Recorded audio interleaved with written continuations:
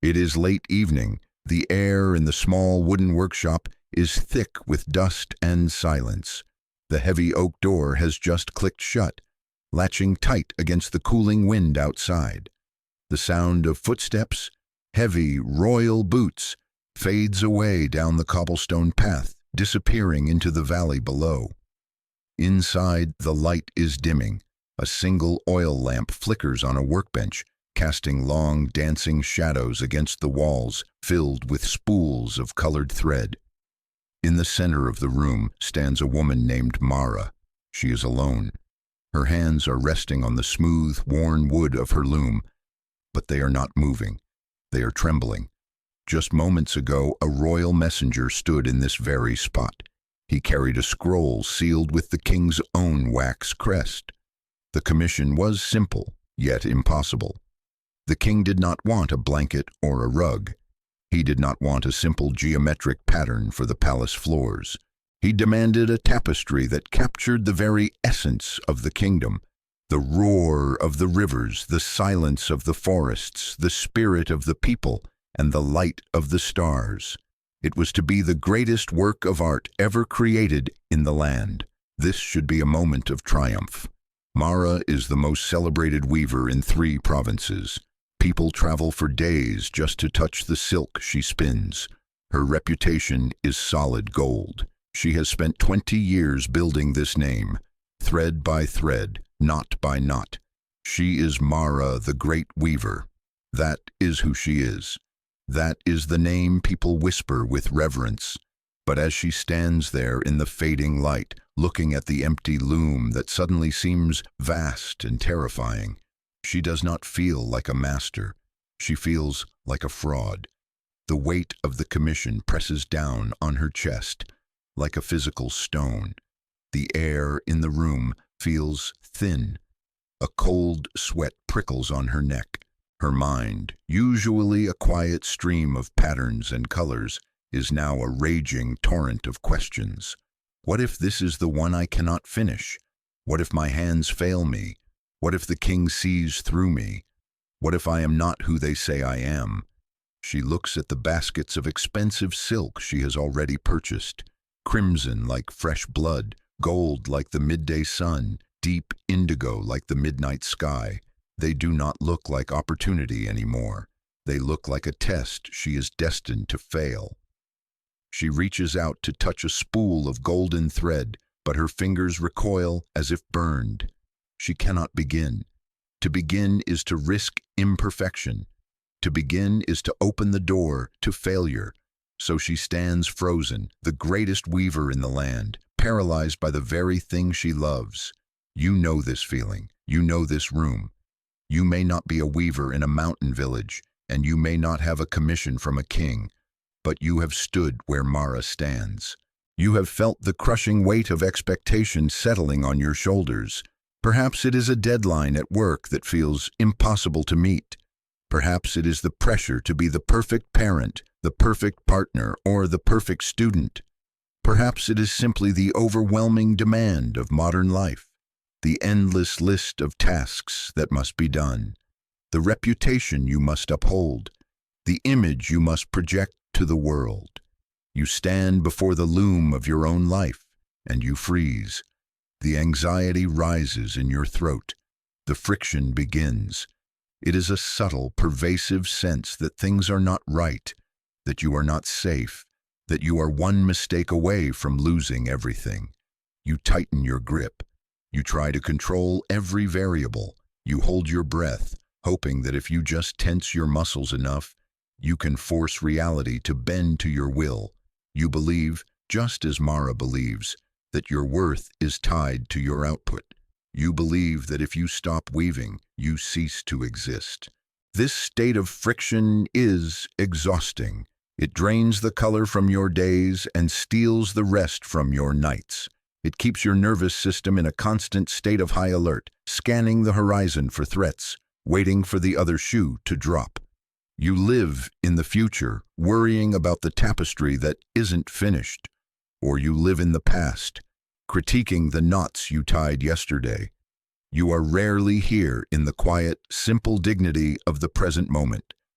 But listen closely to what I'm about to tell you. What Mara does not know, standing there in the dark, is that her paralysis is not the end of her story. It is the beginning of her freedom. She believes she needs to weave a tapestry of perfection to be saved. She believes the gold thread is the most valuable thing in the room. She is wrong.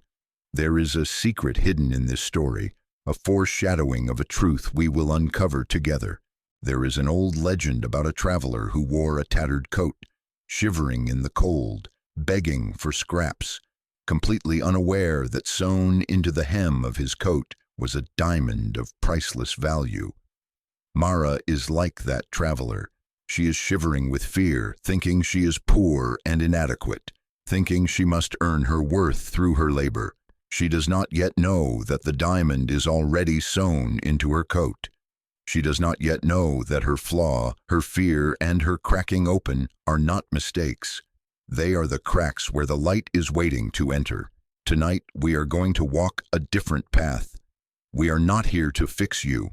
We are not here to give you 10 more rules to follow or 5 more strategies to optimize your productivity. You have enough rules. You have enough strategies. That is the noise. That is the tension. Tonight, we are here to let go. Over the next 3 hours, we will embark on a gentle journey into the timeless wisdom of Buddhist philosophy. This is not a lecture. It is an unburdening. We will move through the friction that Mara feels, dissecting the anxiety that grips the modern mind. We will explore the illusion of the separate self, the I that is so terrified of failing. We will learn to see the world not as a collection of solid, threatening objects, but as a flowing river of change that we can float upon. We will discover the art of the middle way, finding the balance between the tight string of anxiety and the loose string of apathy. We will learn that you do not need to be the weaver who controls every thread. You can be the loom, the spacious, quiet capacity that holds it all. You will learn to drop the heavy raft you have been carrying on your back. You will learn that the peace you are frantically searching for is not out there in the finished tapestry. It is right here in the space between your thoughts, waiting for you to simply notice it. This is your sanctuary. This is Sleepy Monk. Here, there is no one you need to impress. There is no royal commission you need to fulfill. There is no grade you need to earn. You can set down the heavy load. If you are tired of the friction, if you are tired of the constant tightening of your chest, if you are ready to find the diamond hidden in your own coat, then you have arrived at the right place. I invite you to make a commitment to yourself right now. Commit to this journey. Allow these words to wash over you, sinking past the busy, analytical mind and settling into the deep, knowing heart. If you wish to walk this path of quiet liberation with us, I invite you to subscribe to this channel. By doing so, you are not just clicking a button. You are signaling to your own mind that you are prioritizing peace. You are marking this space as your refuge, a place you can return to whenever the world becomes too loud and the loom feels too empty. Take a slow, deep breath. Feel the air filling your lungs, expanding your chest. Hold it for a brief moment, feeling the fullness of life within you. And now open your mouth and let it go with a gentle sigh. Let the tension in your shoulders drop. Let the muscles in your jaw soften. Let the grip of your hands relax. Mara is still standing in the workshop. The lamp is flickering low. The shadows are long. Her fear is real, but help is coming, not in the form of a solution she can think her way through, but in the form of a sunset she has not yet seen. The journey from panic to peace begins now. Just breathe. You are safe here. Let us begin. Chapter 6. The Master Potter. We continue our journey by descending from the high, thin air of the mountain peaks into a deep, verdant valley nestled between 2 great ranges. Here the air is thick with the scent of damp earth and wood smoke. The wind does not howl as it does on the summit. It whispers through the ancient trees and ripples across the surface of slow-moving rivers. In this valley, time seems to slow down, thick and sweet like honey. It is here that we find the workshop of a master potter named Isara. Isara was not just a maker of bowls and vases. She was a student of the earth. Her hands were rarely clean. They were stained with the red iron of the clay and the gray dust of the kiln. Her skin was mapped with the fine lines of a life spent shaping the ground itself into forms of grace. Her work was renowned throughout the land, not because it was ornate or covered in jewels, but because it possessed a quiet, breathing presence. Her bowls were so finely crafted that when you held one, it felt as though you were holding a handful of water that had miraculously decided to hold its shape. They seemed to hum with a life of their own. People would travel for days, crossing dangerous passes and swollen rivers just to acquire one of her pieces, believing that its simple perfection would bring a sense of order and peace to their chaotic homes. Into this sanctuary of mud and fire came a young apprentice named Kale. Kale was young, brimming with energy, and possessed a talent that was undeniable. But he was also plagued by a burning impatience. He carried within him a vision of the world that was sharp, clean, and unyielding. He was obsessed with the idea of the perfect pot. In his mind, this ideal vessel had no flaws. It was symmetrical to the millimeter. Its glaze was uniform, a sheet of glass without a single bubble or ripple. It was a masterpiece that would stand outside of time, untouched by decay, a monument to his own skill. Kale would work for hours on a single vessel, his brow furrowed in a deep, painful concentration. He held his breath, his body rigid as stone, trying to force his will upon the spinning clay. He treated the clay not as a partner, but as an adversary to be conquered. He needed to dominate the material, to smooth out its wildness, to silence its natural voice. Every day the workshop would echo with the sounds of his struggle, the rhythmic thump, thump, thump of the kickwheel, the wet slap of clay, and then, inevitably, the crash of destruction. Just as he thought he had achieved perfection, he would find a tiny flaw, a slight asymmetry in the rim, a minuscule bubble in the glaze that no one else would see, a faint tremor in the curve of the neck left by his own pulse. To Kale, these were not characteristics, they were failures. They were insults to his vision. In a fit of frustration, he would take the pot, often a beautiful, functional object, and smash it against the floor. The workshop floor around his wheel was littered with the shards of his own high expectations, a graveyard of almosts and not quites. He was trying to build a monument to permanence using a material that was born from the shifting earth. He was trying to freeze a river. He did not understand why Isara watched him with a sad smile. He did not understand why her pots, which sometimes leaned slightly or bore the fingerprints of her touch, were so much more alive than his mathematically perfect creations. He felt a friction in his soul, the same friction Mara felt at her loom. It was the friction of wanting the world to be solid when it is fluid. It was the exhaustion of holding up the sky. You know this exhaustion. You feel it when you look in the mirror and criticize the lines on your face. You feel it when you replay a conversation, wishing you had said the perfect thing instead of the real thing. You feel it in the tension of your jaw as you try to manage every aspect of your life, terrified that if you let go for a second, it will all fall apart. You are like Kale, surrounded by the shards of moments you destroyed because they weren't perfect, missing the beauty of the life that is actually happening. You are striving for a static perfection that does not exist in nature, and it is making you tired. Tonight, we enter the workshop not to learn how to throw a pot, but to learn how to stop smashing the ones we make. Chapter 7. The Beautiful Accident. One afternoon, the light in the valley was particularly golden, filtering through the dust motes of the workshop like suspended magic. The air was warm and heavy. Kale sat at his wheel, shoulders hunched, surrounded by his usual pile of broken dreams. He was exhausted, his hands cramping from the tension of his grip. He looked over at Isara. The master sat at her own wheel, but her posture was different. She sat with a straight spine, but her body was soft. She was not fighting the clay. She was dancing with it.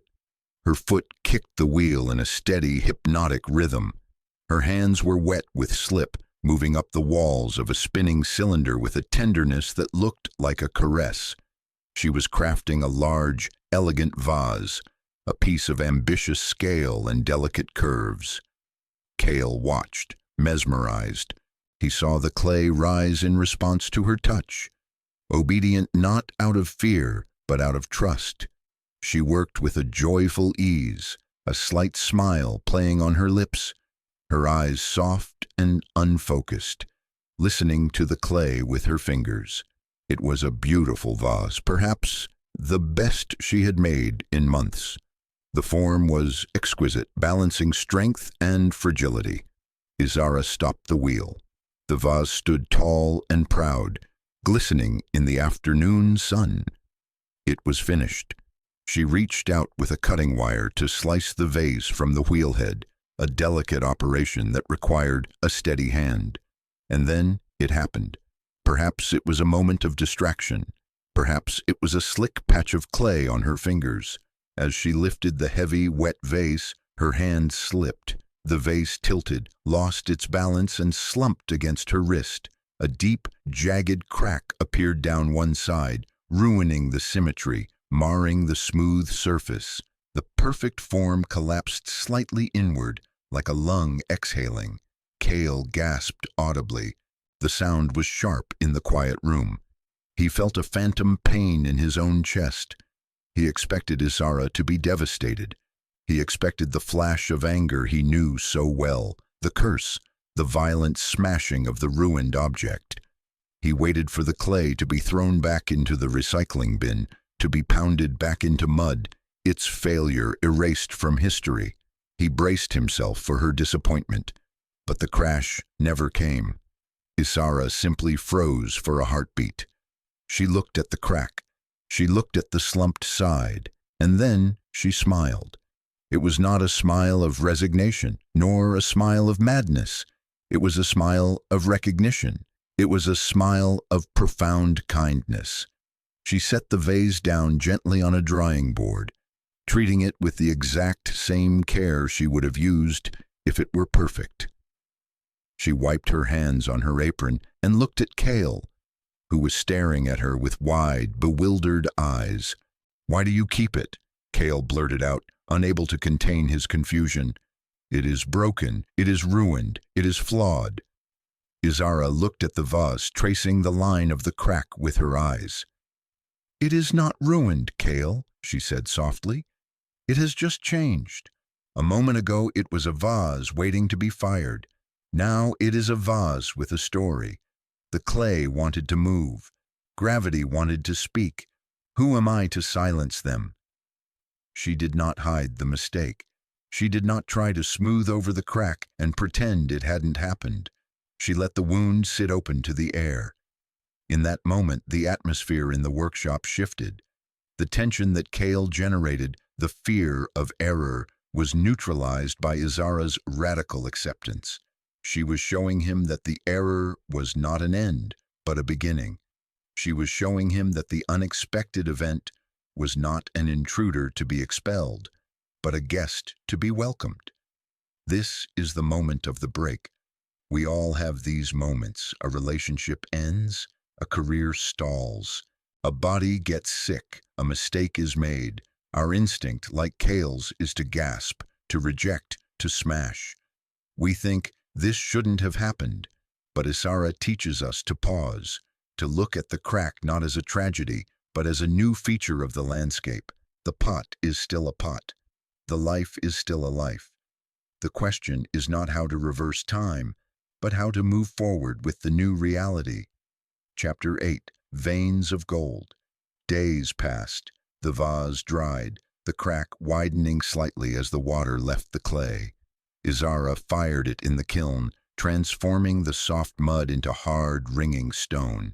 The crack remained, a jagged testament to the slip of the hand. Kale assumed she would use it for scraps, or perhaps grind it down for mosaic tiles. But Isara had other plans. She took the vase to her workbench and laid out a set of small, delicate tools.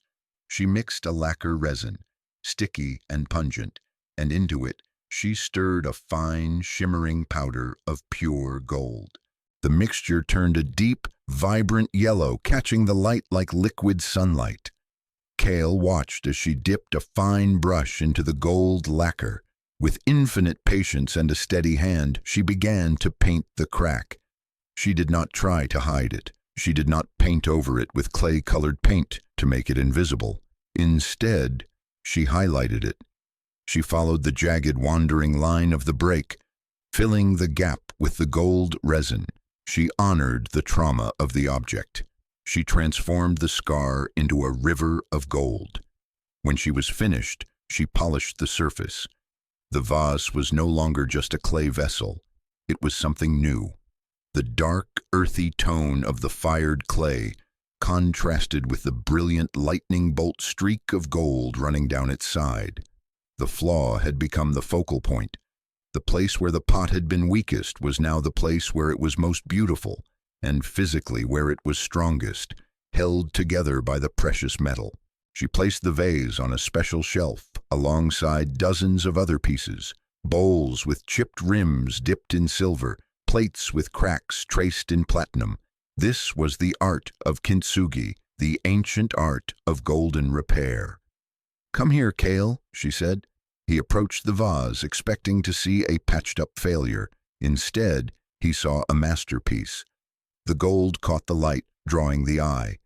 It was hypnotic. "You are trying to create a pot that denies its own history," Isara said, her voice warm and low. "You want an object that looks like it was never touched, never dropped, never lived. But look at this." She traced the golden vein. "This crack tells a story. It speaks of the day the light was beautiful. It speaks of the hand that slipped. It speaks of the fire that hardened it. Without the crack, it is just a bowl like any other. With the crack, it is unique. It is the only one of its kind in the universe." Kale looked at his own pile of shards. He realized he had been destroying the stories. He had been erasing the evidence of his own humanity. He saw that true beauty was not the absence of flaws, but the loving embrace of them. Isara turned to him, her eyes locking onto his. "The gold does not cover the crack, Kale. The gold honors the crack. It says, this place where you broke is holy. This place where you were vulnerable is where the light shines through. You do not need to be whole to be beautiful. You need to be real. Think of your own cracks. The heartbreak you thought would kill you. The failure that embarrassed you. The illness that slowed you down. You have tried to hide them, to paint over them with the lacquer of denial, to present a smooth, unbroken face to the world. But what if you did what Isara did? What if you filled those cracks with gold?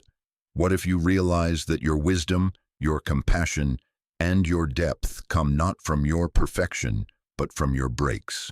The person who has never been broken is brittle. The person who has broken and repaired themselves with gold is resilient. They are interesting. They are beautiful.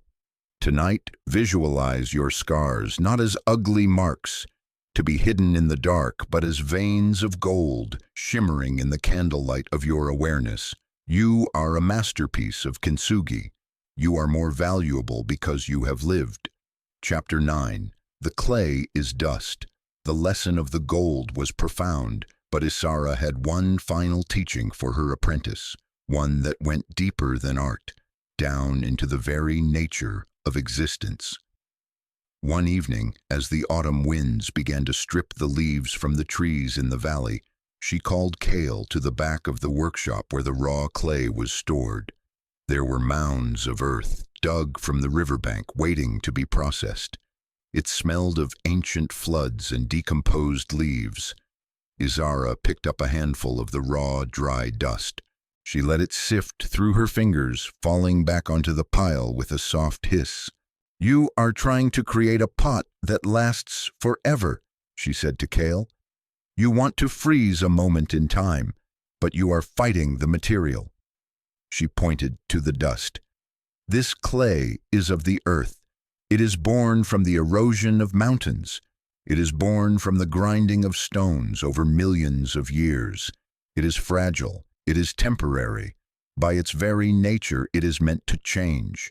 It is meant to be wet, then hard, then broken, and one day it will return to dust." She looked around the workshop at the rows of finished pots.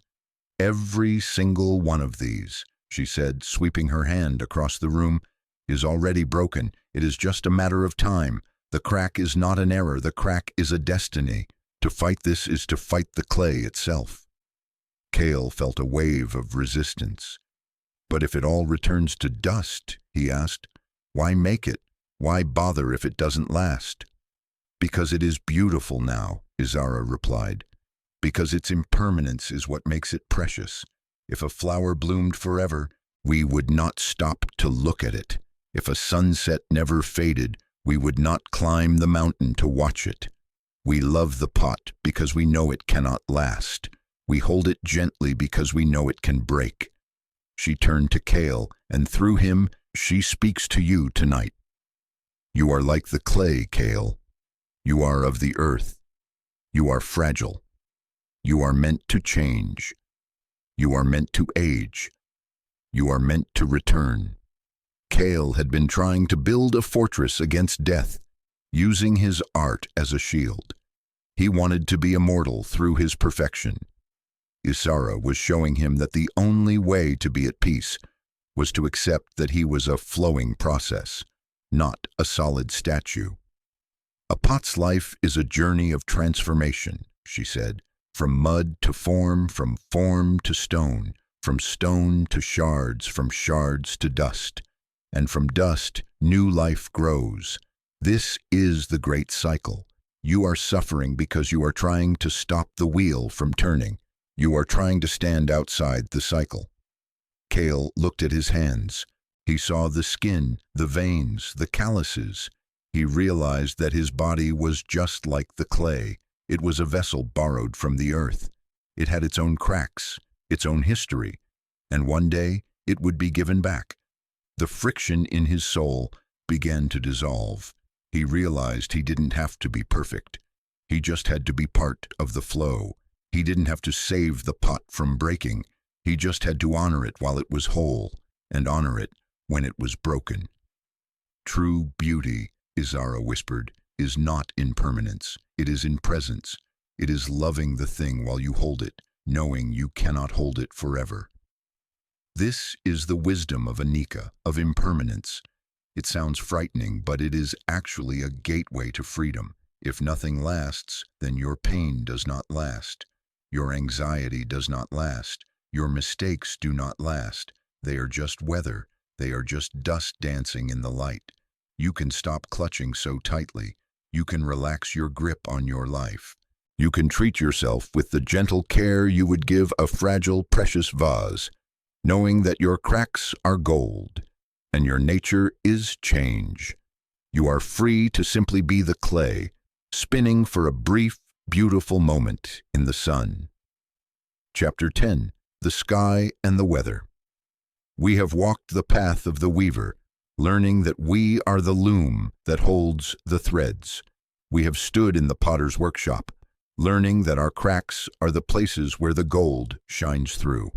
Now we must turn our gaze upward, toward the vast, open canopy above the valley. We turn our attention to the sky itself, to understand the final teaching on the nature of change, a teaching that softens the hardest parts of our hearts. The Buddha's second noble truth tells us that our suffering arises not from the rain that falls, but from our desire for the sun to shine when it is storming. We suffer because we argue with reality. We look at the clouds and say, "You should not be here." We look at the setting sun and say, "You must stay." But the sky does not argue with the weather. The sky allows. Imagine the sky on a turbulent day. Great, dark storm clouds gather on the horizon, heavy with rain and thunder. The wind howls, bending the trees and whipping the grass. Lightning fractures the darkness. It is a scene of violence and chaos. But ask yourself this: is the sky itself damaged by the storm? Does the wind tear the fabric of the atmosphere? Does the lightning leave a scar on the blue emptiness? No. The sky is vast enough to hold the storm. The sky is the container. The storm is the content. The storm arises within the sky, rages for a time, and then dissolves back into the sky. The sky remains untouched, pure and open, whether it is holding a hurricane or a gentle spring breeze. You are the sky. Your emotions, your thoughts, your physical sensations, these are the weather. The source of your exhaustion is a simple case of mistaken identity. When a dark mood arises, a heavy cloud of sadness, or a sharp wind of anxiety, you make a critical error. You say, "I am sad." You say, "I am anxious." You identify with the weather pattern. You collapse your vast, infinite nature into a temporary passing phenomenon. You believe that the cloud is the whole sky. You believe that because it is raining now, it will rain forever. You forget that you are the space in which the rain is falling. This teaching invites you to change your language and your perception. Instead of saying, "I am sad," which makes the sadness a solid block of identity, you can say, "Sadness is here?" This is a profound shift. It acknowledges the feeling without becoming the feeling. It creates a gap between you and the weather. Sadness is passing through the sky of my awareness. When you see your emotions as weather, you stop being afraid of them. You do not fear a rainstorm because you know it has a beginning, a middle, and an end. You know that behind the thickest gray clouds, the sun is still shining, and the blue sky is still stretching out to infinity. It has not gone away. It is simply obscured for a moment. This understanding revolutionizes your relationship with joy as well. Often when we feel happy, we grasp at it. We try to bottle the sunshine. We become anxious that the moment will end. But when you are the sky, you do not need to hold on to the sun. You enjoy the warmth while it is there, fully and completely, knowing that when the night comes, the stars will appear. You are not attached to the day, and you are not afraid of the night. You are the space that holds them both. Tonight, as you lie in bed, you can practice this spaciousness.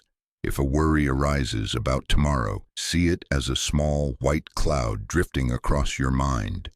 Do not grab it. Do not push it away. Just watch it float.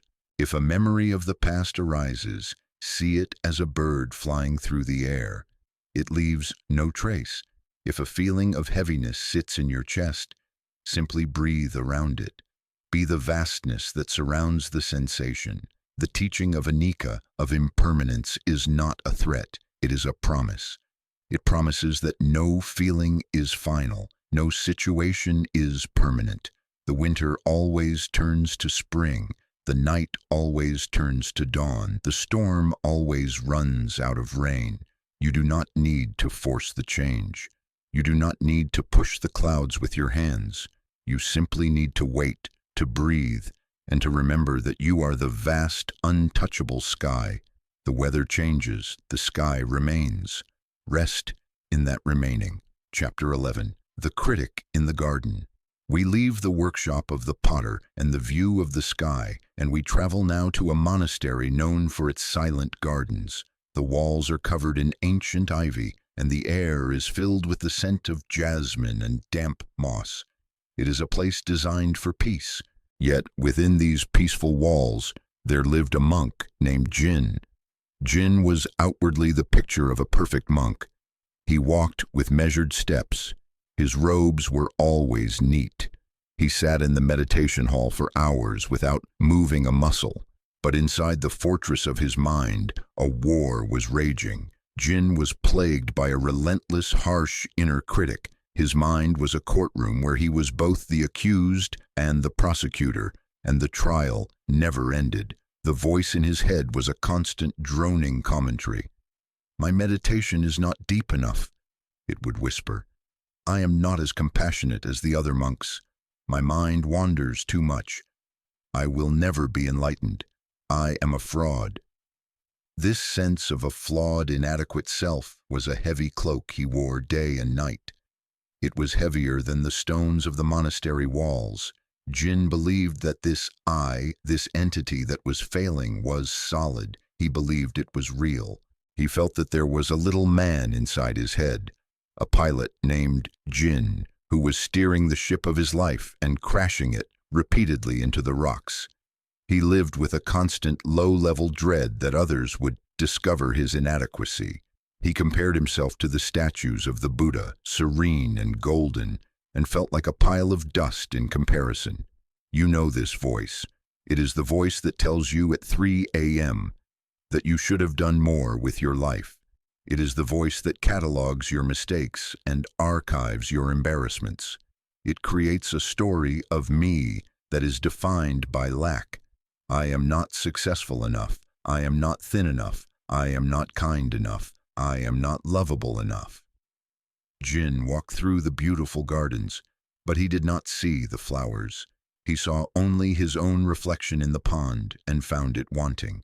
He was trapped in the prison of the self. He believed that to find peace, he had to fix this self. He had to polish it, improve it, discipline it, and make it perfect. He thought the solution was to become a better Jin. He did not know yet that the solution was not to improve the self, but to see through it. He did not know that the heavy cloak he was wearing was made of smoke. One afternoon, the abbot of the monastery, a wise old master with eyes that sparkled with a mischievous kindness, watched Jin pacing by the koi pond. The abbot saw the furrow in Jin's brow and the heaviness in his step.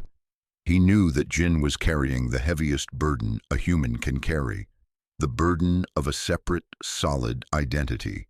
The abbot did not call Jin to the meditation hall to reprimand him. He did not give him more sutras to recite. Instead, he invited Jin to his private chambers for tea. On the low wooden table between them sat an object that seemed out of place in a monk's room. It was a beautiful, ornate model chariot, a toy fit for a prince. It was crafted from sandalwood and ivory, with intricate wheels, a painted frame, and a velvet canopy. Jin sat down, confused. The inner critic immediately started up. "Why am I here? Have I done something wrong? The abbot is going to expel me." The abbot poured the tea in silence. The steam rose in curling ribbons. He took a sip, placed the cup down, and pointed a long, bony finger at the toy on the table.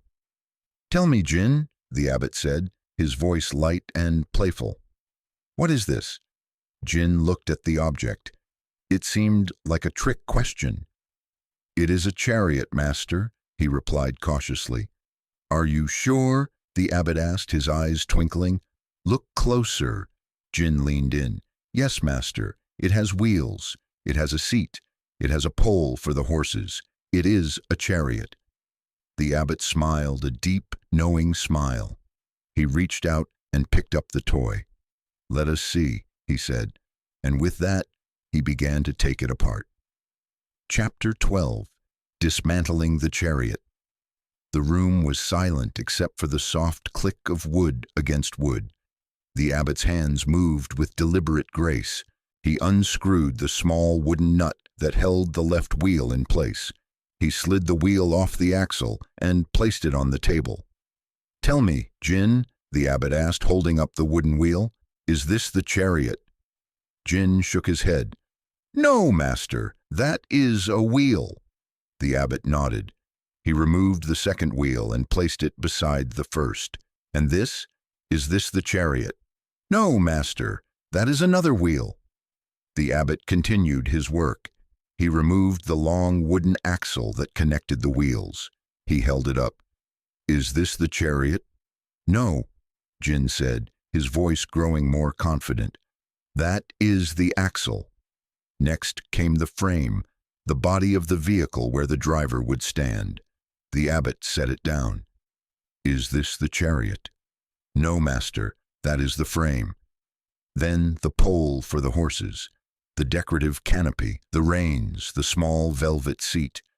Piece by piece, the beautiful object was dismantled. Soon, the table was covered in a collection of wooden parts, ivory inlays, and scraps of cloth.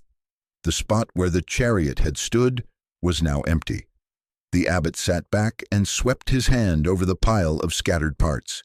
Now, Jin, he asked softly, where is the chariot? Jin stared at the table. His mind raced, looking for the object he had named just moments ago. It was gone, yet nothing had been destroyed. All the pieces were there. The wood was there. The ivory was there. But the chariot, the identity of the object, had vanished. I cannot find it, Jin whispered. The chariot, the abbot said slowly, is not a thing. It is a concept. It is a label we place on a collection of parts when they are arranged in a specific way. The chariot exists only in your mind. In reality, there is only wheel, axle, wood, and paint. When the parts come together, we say chariot. When the parts fall apart, the chariot does not go anywhere. It simply ceases to be a useful label.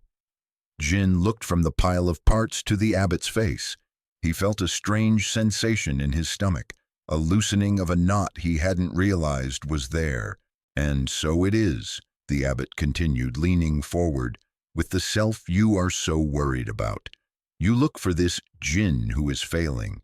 You look for this Jin who is not good enough.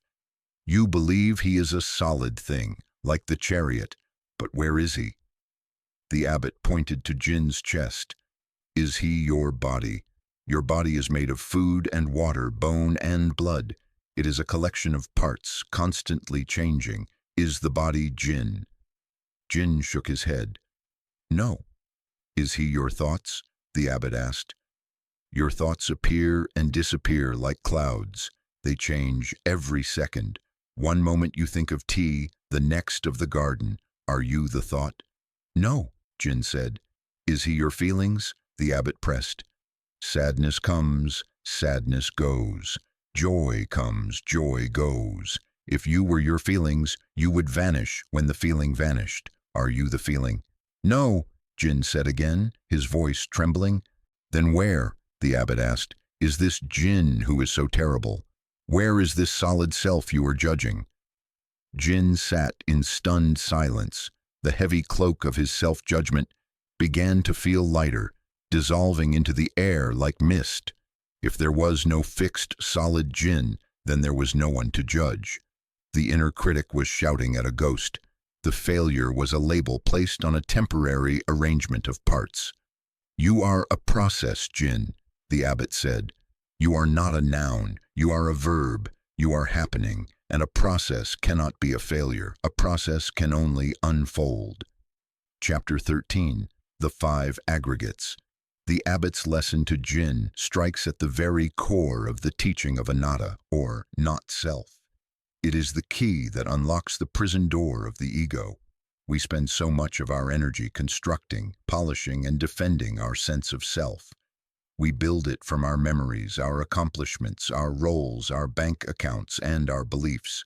We say, I am a doctor, I am a mother, I am anxious, I am successful. We live inside this self-constructed identity as if it were a fortress. But as Jin discovered, this fortress is also a prison. It limits us. It makes us rigid. It makes us fragile because any challenge to our identity feels like a threat to our very existence. If you believe I am a successful person, then failure destroys you. If you believe I am a kind person, then a moment of anger creates a crisis. The Buddha invited us to look for this self, just as the abbot looked for the chariot. He identified 5 aspects of the human process, known as the 5 aggregates. These are the piles of parts that make up the you experience. Let us look at them now, gently, as you lie in the safety of your bed. First is form. This is your physical body. Feel the weight of your body on the mattress. Feel the warmth of the blankets.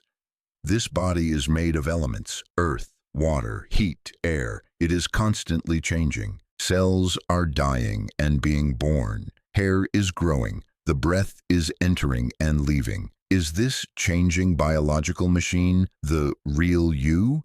Or is it just the vehicle you are traveling in? It is the frame of the chariot. Second is sensation. Notice the feelings in your body right now.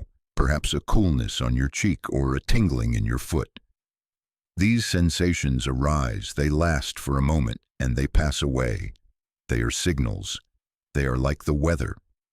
Are you the signal, or are you the one receiving it? Third is perception. This is the part of your mind that recognizes and labels things. You hear a sound and your mind says car or wind. You see a shape and your mind says darkness. This labeling machine is automatic. It is useful, but it is not you. It is just the software running in the background. Fourth is mental formations.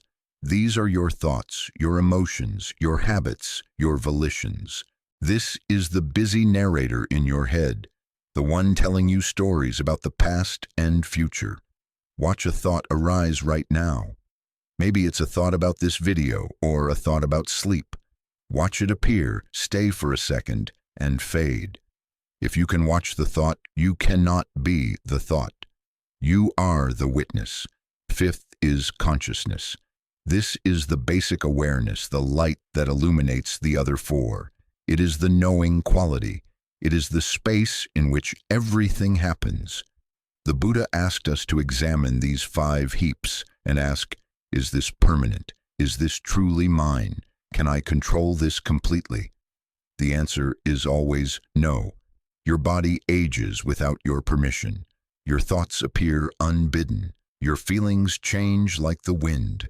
There is no little commander sitting in the control tower. There is no permanent I separate from the process of life. This realization is not a cause for despair. It is profoundly liberating. If you are not a fixed identity, then you are not stuck. You are not defined by your past mistakes. You are not trapped in your current anxieties. You are a flowing river, not a stagnant pond. The anxious person you think you are is just a temporary pattern of thoughts and feelings, a temporary arrangement of the chariot wheels. The person who failed 10 years ago is just a memory, a ghost. These are not your permanent essence. Tonight, you can put down the burden of being someone.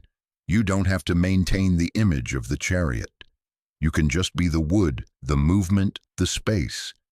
You can unbecome. You can dissolve into the flow of the universe, lighter than air, free from the heavy duty of defending a self that doesn't exist. Chapter 14. The Flowing River. Jin sat with the abbot for a long time, looking at the dismantled parts on the table. The sun began to set, casting long shadows across the room. The inner critic, the voice that had tormented him for years, was strangely silent. It was as if the prosecutor had been shown that the defendant didn't exist. "If I am not Jin the failure," he said softly, "then what am I?" The abbot poured more tea. "You are the happening of life," he said. "You are a verb. Think of the river that flows past the monastery walls." Jin closed his eyes and pictured the river. He saw the water rushing over the stones, swirling in eddies, moving constantly toward the sea. "Can you point to a single bucket of water and say, 'This is the river'?" the abbot asked. "No," Jin replied. "The water is always moving. If I grab it, it is no longer the river. It is just a cup of water." "Exactly," the abbot said. "The river is not a thing. It is a flow. It has a name. We call it the Green River. But the name is just a convenience. The reality is movement. Sometimes the river is calm. Sometimes it is turbulent. Sometimes it is muddy, and sometimes it is clear. But we do not judge the river for being muddy after a storm. We do not say, 'Bad river.'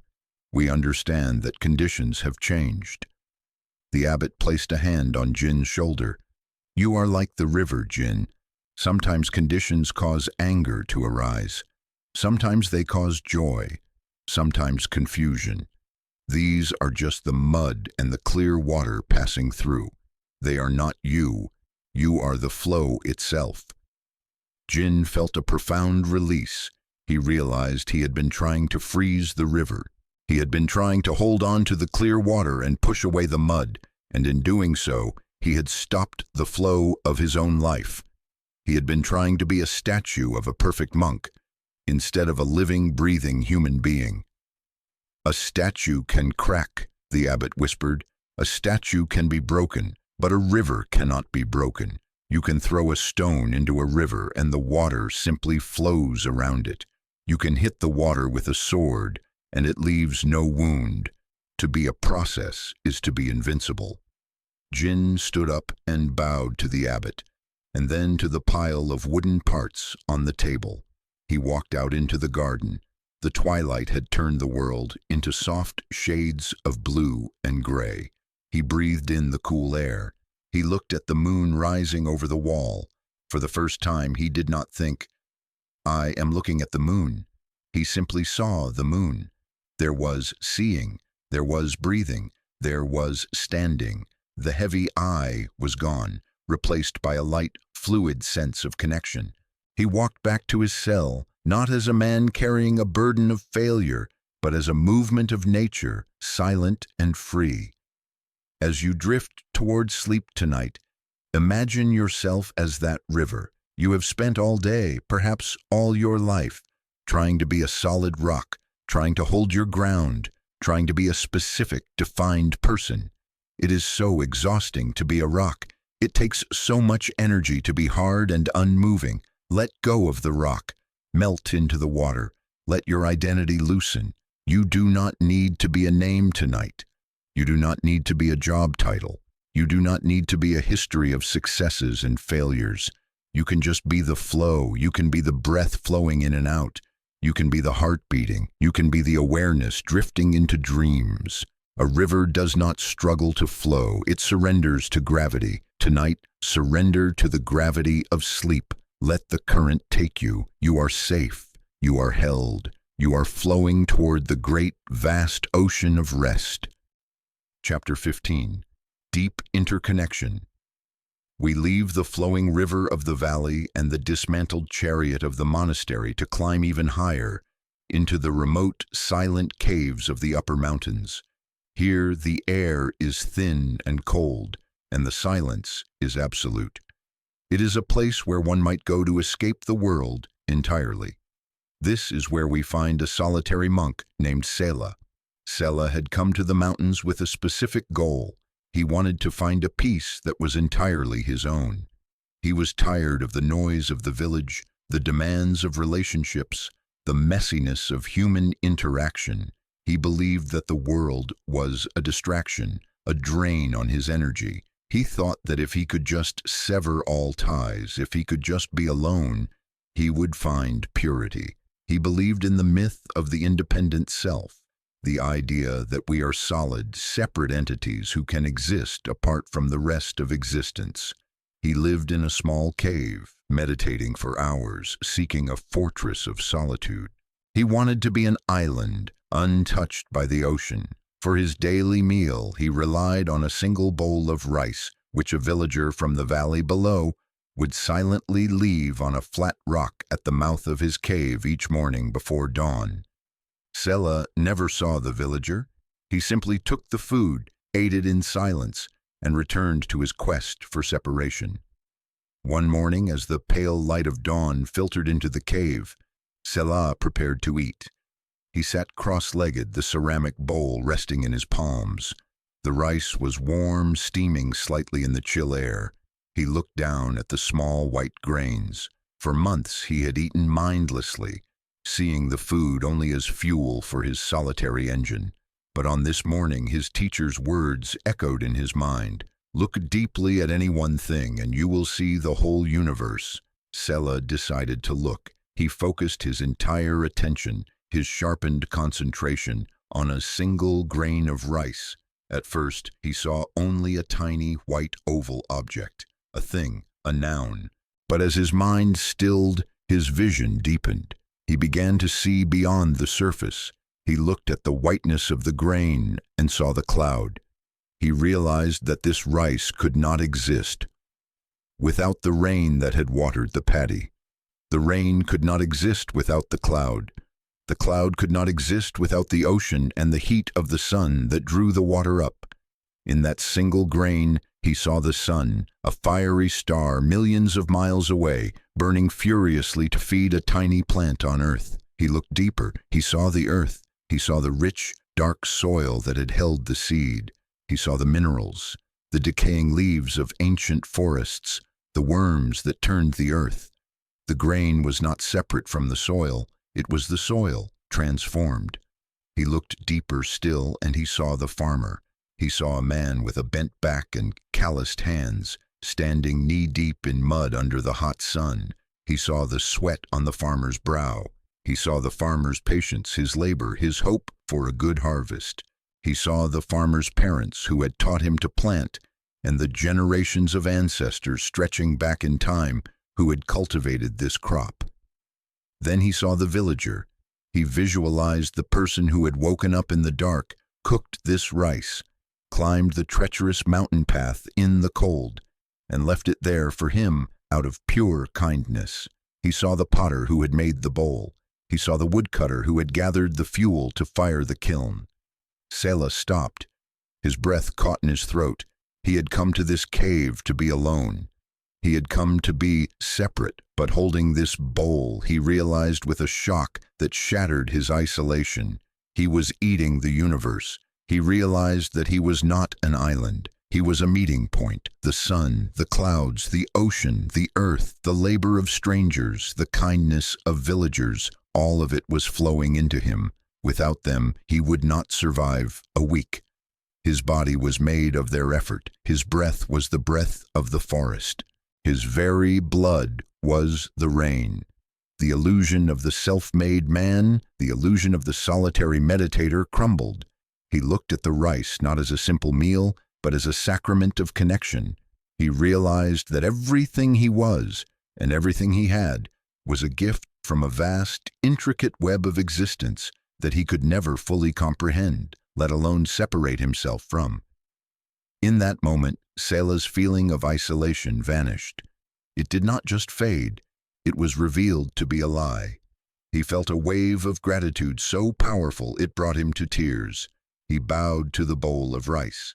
He bowed to the empty space where the villager had stood. He bowed to the sun rising outside his cave. He was not bowing to gods. He was bowing to his own family. He understood that the other is not an enemy to be avoided. The other is the condition for his own existence. You, too, often feel alone. You feel like a separate entity fighting against a vast, indifferent world. You feel that you must sustain yourself, defend yourself, and carry the weight of your life on your own shoulders. This is the source of your loneliness. It is the friction of separation. But tonight, look deeply. Look at the sheets covering you. See the cotton plants, the sun, the rain, the weavers, the truck drivers. Look at your own hand. See the food you ate today. See the water you drank. You are being sustained, right now, by the entire cosmos. You are held by a web of connection that stretches to the stars. You could not be here without the sun, without the gravity of the earth, without the love of those who cared for you when you were small. You are not alone. You have never been alone. It is impossible to be alone. You are a wave in the ocean. The ocean is in you, and you are in the ocean. You can stop fighting to be separate. You can relax back into the web. You can let the universe hold you just as the mountain holds the cave, and just as the bowl holds the rice. You are home. Chapter 16. The Tuning of the Sitar. Having seen that we are not separate but part of a vast, interconnected flow, we must now ask, how do we navigate this flow? If we are the river, how do we steer? The answer lies in the story of the middle way. This is not a story of compromise or mediocrity. It is a story of dynamic balance, of finding the sacred center between extremes. It is the story of how a prince became the Buddha. Before he was the awakened one, he was Prince Siddhartha. His life was a study in extremes. In his youth, he lived in a palace of unimaginable luxury. His father, the king, wanted to shield him from all suffering, so he surrounded the prince with every pleasure. Siddhartha wore the finest silks, ate the sweetest foods, and was entertained by musicians and dancers day and night. He lived in the extreme of indulgence. He chased happiness through the senses, trying to fill the void in his heart with pleasure. But it did not work. Despite having everything, Siddhartha felt a hollow ache. He realized that this happiness was fragile. It depended on the music never stopping, the food never running out, and his body never aging. He saw that pleasure was a drug that required a higher dose every day just to feel normal. He was drowning in sweetness, yet he was starving for truth. So he left the palace. He swung the pendulum of his life to the absolute opposite extreme. He vanished into the forest and became a wandering ascetic. He believed that if the body was the source of desire, he must punish the body to free the spirit. He practiced severe self-denial. He fasted until his ribs showed through his skin like the rafters of a collapsed house. He slept on beds of thorns. He held his breath for minutes at a time. He exposed himself to the scorching sun and the freezing rain. For 6 years he pushed his willpower to the breaking point. He lived in the extreme of aversion. He was at war with his own humanity. He believed that by destroying the vessel, he could liberate the contents. But enlightenment did not come. Instead, his mind grew cloudy and weak. His body was failing. He was no closer to peace than he had been in the palace. He was just hungry and in pain. He had traded the cage of gold for a cage of iron. One day, collapsed by the side of a river, too weak to stand, Siddhartha heard a boat passing by. On the boat, a musician was teaching a student how to play the sitar. The voice of the teacher drifted across the water, clear and precise. "If you tighten the string too much," the teacher said, "it will snap. If you leave it too loose, it will not make a sound. The note is found in the middle." The words struck Siddhartha like a bolt of lightning. He looked at his own life. He had been the loose string in the palace, floppy, dull, making no music. Now, in the forest, he was the tight string, stretched to the point of breaking, tense, shrill, and brittle. Neither path had led to the music of freedom. He realized that the truth was not in the extremes. The truth was in the balance. The body was not an enemy to be destroyed, nor a master to be indulged. It was an instrument, and like any instrument, it needed to be tuned. In that moment, a village girl named Sujata passed by and offered him a bowl of rice milk. His ascetic companions watched in horror, believing he had given up the holy life. But Siddhartha accepted it. He ate. He nourished his instrument. The strength returned to his body, and clarity returned to his mind. He bathed in the river. He sat beneath the Bodhi tree, not as a prince, and not as a starving beggar, but as a human being in balance. From this place of centered, tuned awareness, he found the stillness he had been seeking. This teaching of the middle way is the art of living. It applies to every aspect of your life, and especially to your rest tonight. Think of how you treat yourself. Often we swing between the extremes, just as the prince did. On one side, we have the tight string. This is the mode of striving, of perfectionism, of burnout. You push yourself relentlessly. You criticize yourself for resting. You believe that your value comes from your productivity. You work until you snap. You are tense, anxious, and brittle. On the other side, we have the loose string. This is the mode of checking out. You numb yourself with screens, with food, with procrastination. You avoid difficult tasks. You sink into lethargy. You feel dull, heavy, and uninspired. Neither of these states leads to peace. The middle way is the sweet spot. It is the zone of right effort. It is knowing when to strive and when to soften. It is working with diligence but without anxiety. It is resting with intention but without guilt. Tonight, check the tuning of your own instrument. Are you holding yourself too tightly, trying to force sleep, trying to control your thoughts? That is the tight string. It will only create tension. Or are you collapsing into a fog of avoidance? That is the loose string. Try to find the middle note. Bring a gentle, alert presence to your body, not rigid, but not asleep yet, just present. Treat your body with kindness, as the prince did when he accepted the rice milk. You do not need to punish yourself to be worthy of rest, and you do not need to distract yourself to avoid your thoughts. You just need to be here, tuned to the rhythm of your breath, finding the balance between doing and being. This is where the music happens. Chapter 17. The Parched Field. From the balance of the middle way, we move to the warmth of the heart. Wisdom is the clarity of the mind, but compassion is the warmth that allows that clarity to heal. Yet, for many of us, the heart feels closed, dry, and inaccessible. We understand the idea of kindness, but we do not feel it. This brings us to the story of monk Vimal and the parched field. Vimal lived in a small monastery tucked away in a dense green forest. He was a model monk in many ways. He knew the scriptures by heart. He could sit in meditation for hours without moving.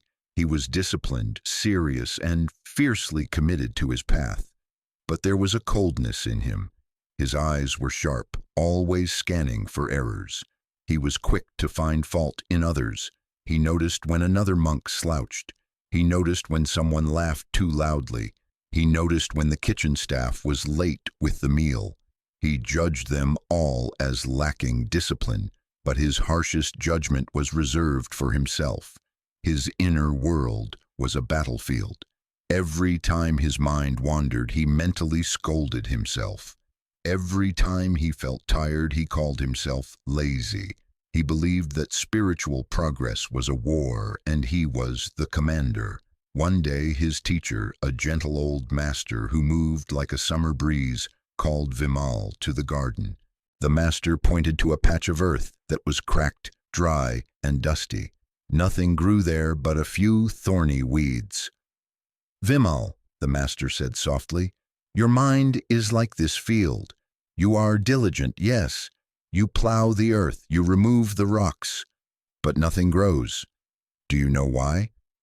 Vimal shook his head, feeling a spike of defensiveness. "I work harder than anyone, master." "You do," the master agreed, "but you water your field only with salt. You water it with the salt of judgment, the salt of criticism, the salt of anger. Nothing can grow in salt, Vimal, not wisdom and certainly not peace." The master reached into his pocket and pulled out a small, smooth, white stone. He placed it in Vimal's hand. "For the next month," the master said, "you will put aside your complex studies. You will put aside your long hours of sitting. Your only practice will be this. You will walk the forest path for 1 hour each day, holding this stone. And with every step you will repeat these words, 'May I be happy, may I be at peace.'" Vimal stared at the stone. He felt a wave of resistance rise in his chest. The instruction felt foolish, it felt soft. "Master," he protested, "how will repeating empty words help me? I need discipline, not nursery rhymes. I am a serious student." "The hardness in your heart is your greatest indiscipline," the master replied, his voice firm but kind. "Just do as I say. Consider it a penance if you must." Reluctantly, Vimal began the practice. For the first few days, it was torture. He walked the path, clutching the stone so tightly, his knuckles turned white. He muttered the phrases through clenched teeth. "May I be happy. May I be at peace." His mind screamed in protest. The words felt like lies. "I am not happy," his mind argued. "I am miserable. I am angry. I am wasting my time." He felt no kindness. He felt only irritation and the familiar friction of resistance. He felt like a hypocrite. How could he wish himself happiness when he didn't even like himself? He judged the practice. He judged the stone. He judged the master for giving him such a stupid task. He felt the dryness of his own heart more acutely than ever before. It was a desert, vast and arid, and these drops of water seemed to evaporate before they even touched the ground. This is where many of us stop. We try to practice self-love, or we try to be kind to ourselves, and we immediately hit the wall of our own resistance. We feel silly. We feel unworthy. We feel that kindness is a weakness, that if we stop criticizing ourselves, we will lose our edge. You know this feeling.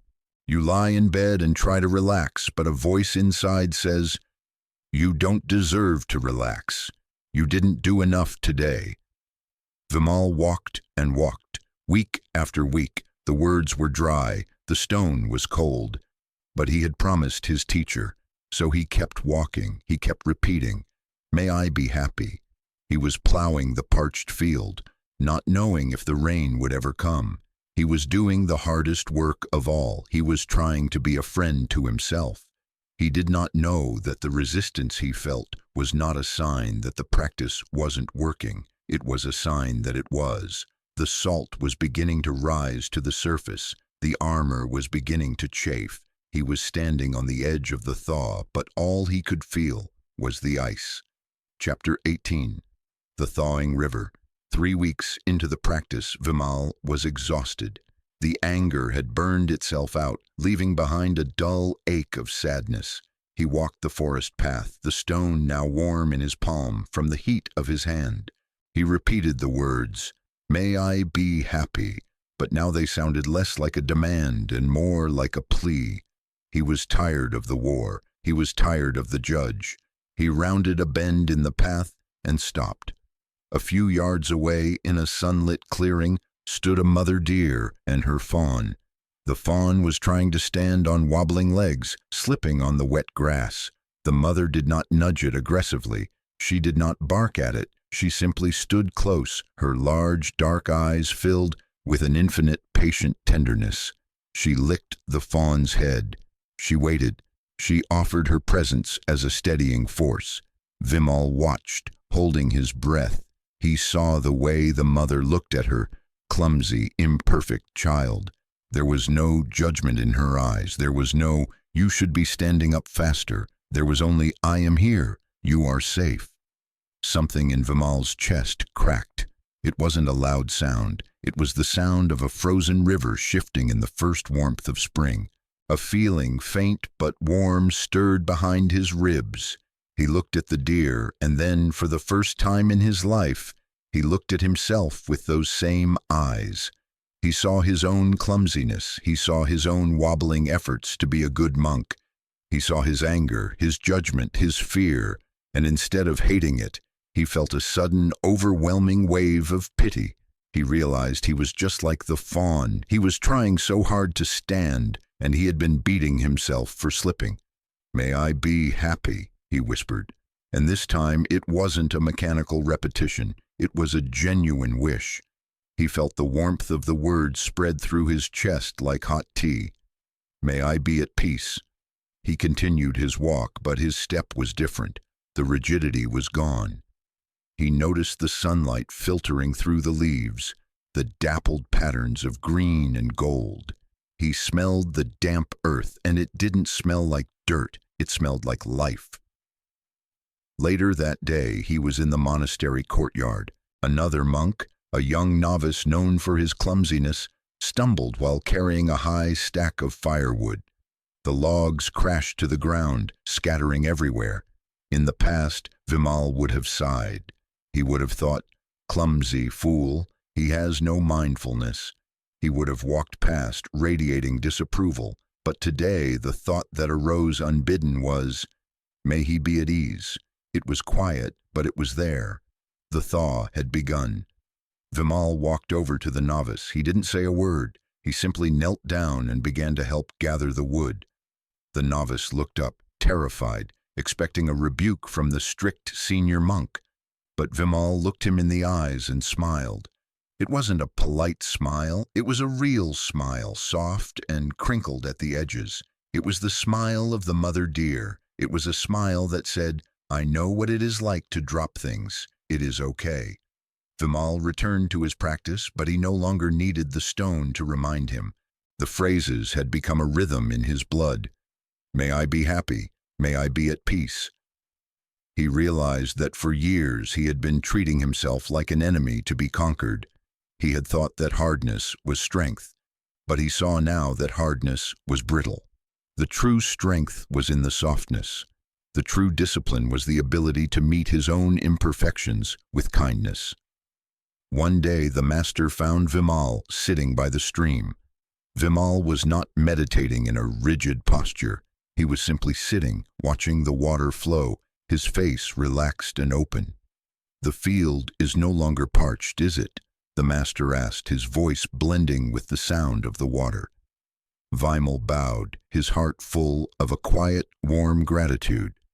"No, master," he said, "the rain has finally come. Tonight, as you listen, feel the state of your own field. Is it dry? Is it cracked with criticism?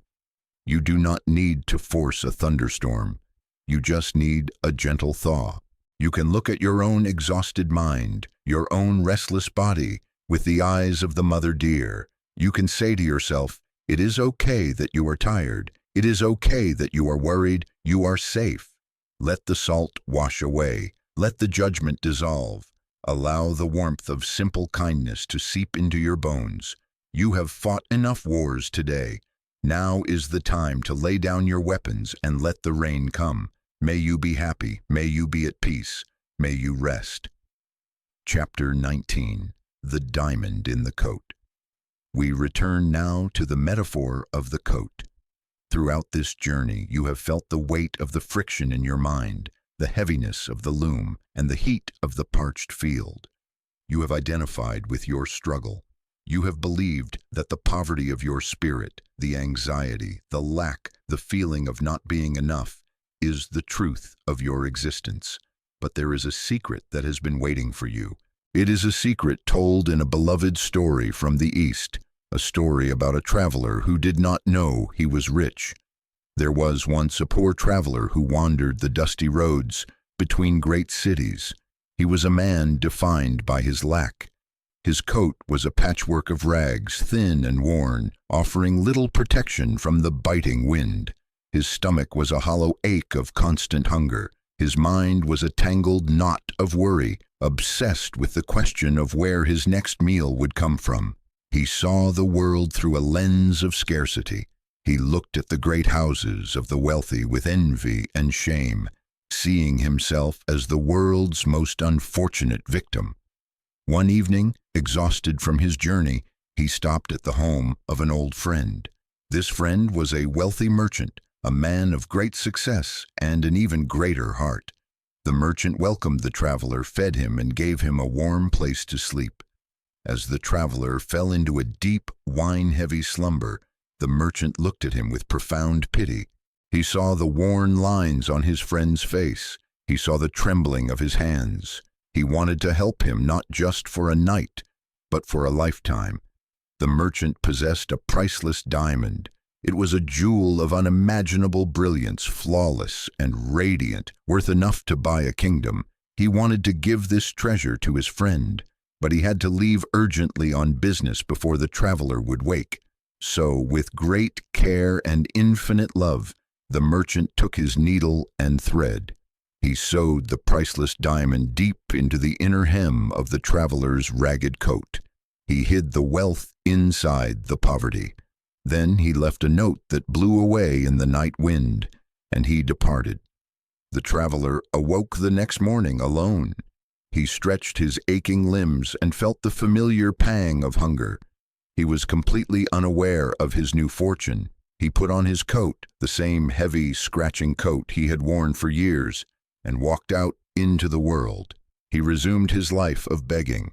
For years he lived this way. He wandered through rain and snow, shivering in the cold.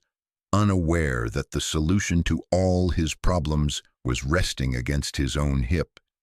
He suffered from hunger while carrying the price of 1,000 banquets. He suffered from fear while carrying the ultimate security. He cursed his fate. He wept in the alleyways. He lived as a pauper, not because he was poor, but because he was asleep to the truth. The diamond traveled with him through every storm. It was covered in dust. It was soaked in rain. But the diamond itself was never damaged. It remained brilliant, pure, and valuable, hidden beneath the layers of dirt and cloth. The traveler's suffering was real, but it was unnecessary. It was born of ignorance. Years later, the traveler crossed paths with the merchant again. The merchant was shocked to see his friend still thin, still ragged, still begging for copper coins. "My friend!" the merchant cried, grabbing him by the shoulders. "What have you been doing? Why are you living like this? I gave you a treasure years ago. It should have been enough to provide for you for 10 lifetimes. The traveler looked at him, bewildered and defensive. "You gave me nothing," he mumbled, clutching his rags. "I woke up alone. I have had nothing but this coat." The merchant knelt down on the dusty road. He took the hem of the traveler's dirty, tattered coat. He asked for a knife. With a swift movement, he cut the threads he had sewn so long ago. The diamond fell into his palm. It caught the sunlight and exploded into 1,000 points of dazzling white fire. The light illuminated the traveler's stunned face. He stared, speechless. He realized with a shock that shook his soul that he had been a rich man all along. The poverty was a dream. The struggle was an illusion. The wealth had been closer to him than his own skin.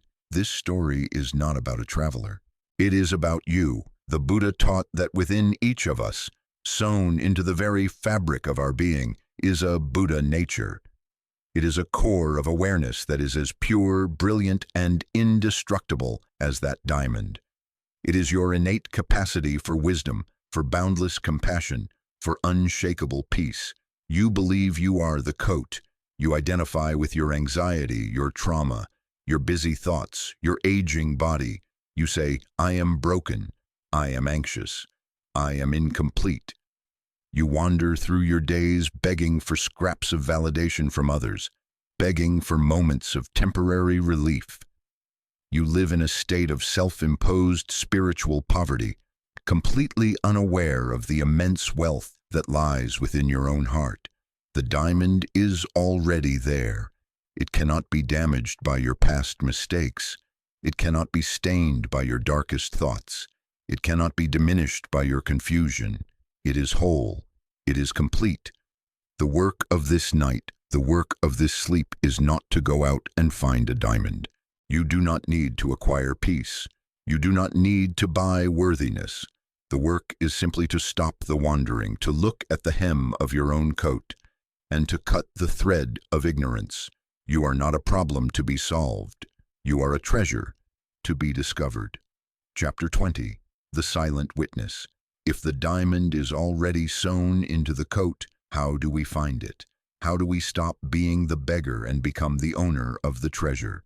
The diamond is not a physical object. It is a quality of your own mind. It is the quality of pure, luminous awareness. To find it, we must practice the art of subtraction. We must peel away the layers of the coat to find what lies beneath. Imagine you are sitting in a room with a window. Outside, the weather is chaotic. There is rain, wind, leaves blowing, and birds flying past. You are sitting in a chair, watching it all.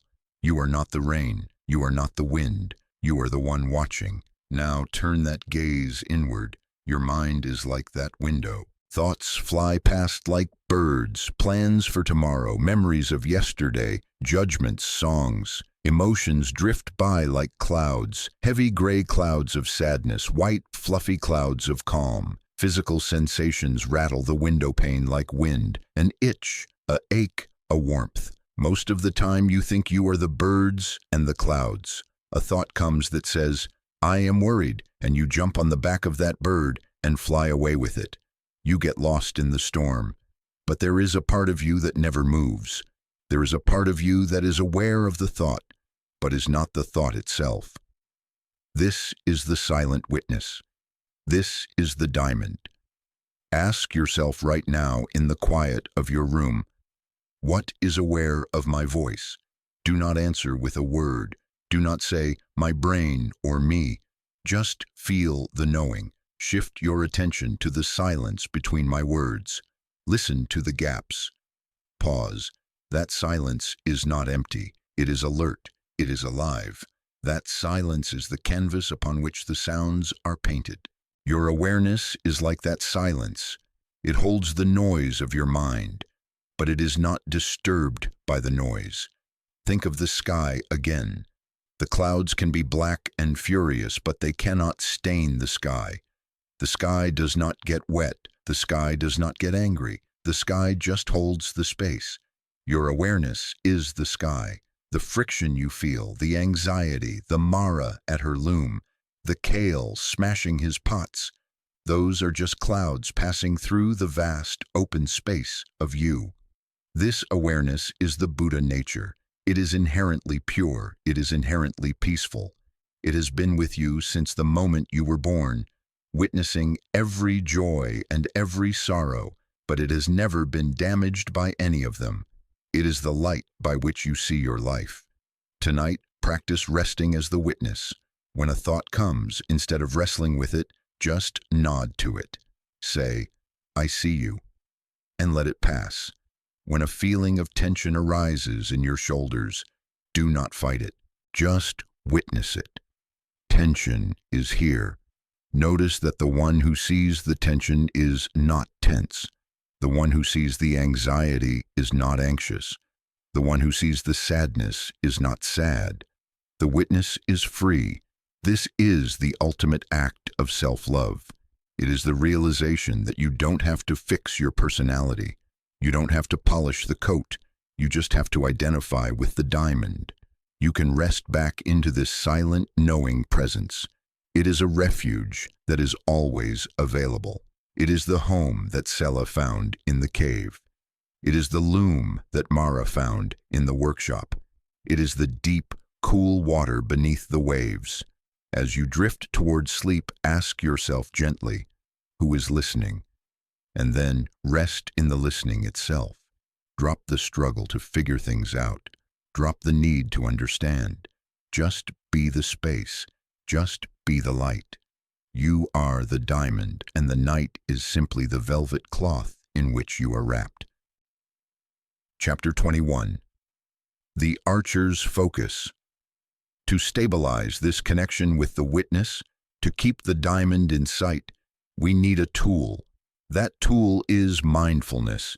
It is the steady hand that cuts the thread. Without it, we fall back asleep into the dream of the beggar.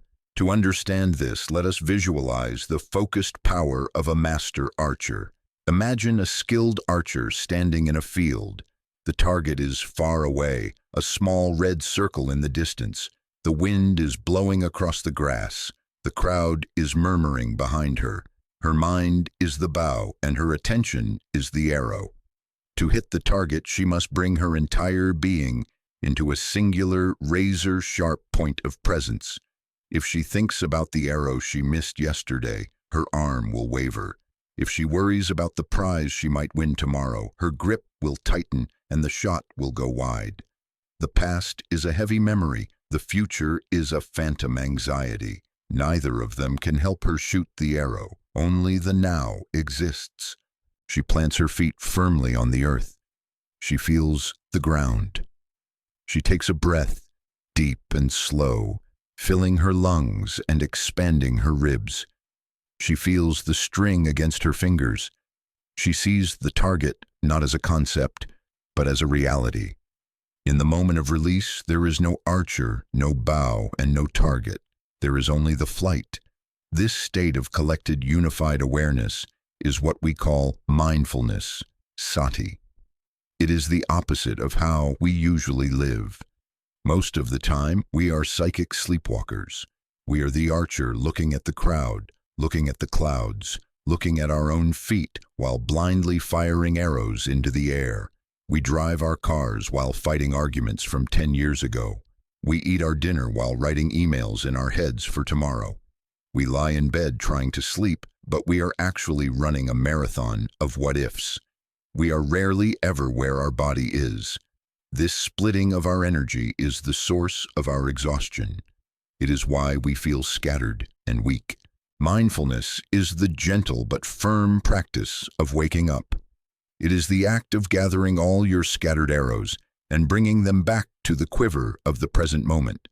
It is the decision to be here. Tonight, you are the archer. Your target is not a red circle. Your target is rest. Your target is the sensation of your own breath. Notice how your mind wants to drift. It wants to tell you a story about what you have to do tomorrow. That is the wind blowing. Do not fight the wind. Just notice it. But do not aim at the wind. Aim at the breath. When you bring your attention back to the breath, feeling the cool air enter the nostrils, feeling the chest rise and fall, you are drawing the bowstring. You are creating a sacred pause. In our normal lives, we are reactive.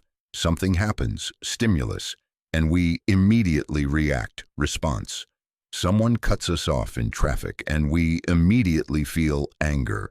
A worry arises, and we immediately feel panic. We are puppets pulled by strings. Mindfulness cuts the strings. It creates a gap between the stimulus and the response. In that gap, you are awake.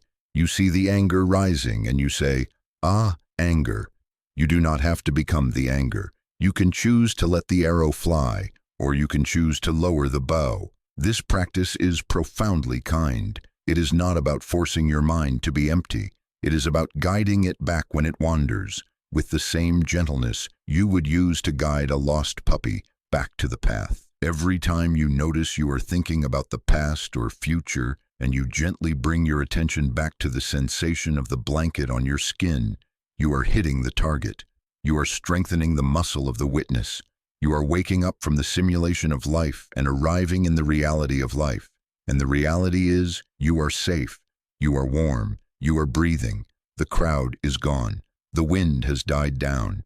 There is only you, the bow, and the peace of the present moment. Chapter 22. The burden of the raft. As we become more mindful, as we learn to steady the bow and see the diamond, we begin to see how much we are holding on. We see our knuckles turning white from gripping things we should have dropped miles ago. This brings us to the pivotal practice of the path, the wisdom of letting go. And for this, the Buddha offered one of his most famous and powerful parables, the parable of the raft. Imagine a man traveling through a dangerous, wild wilderness.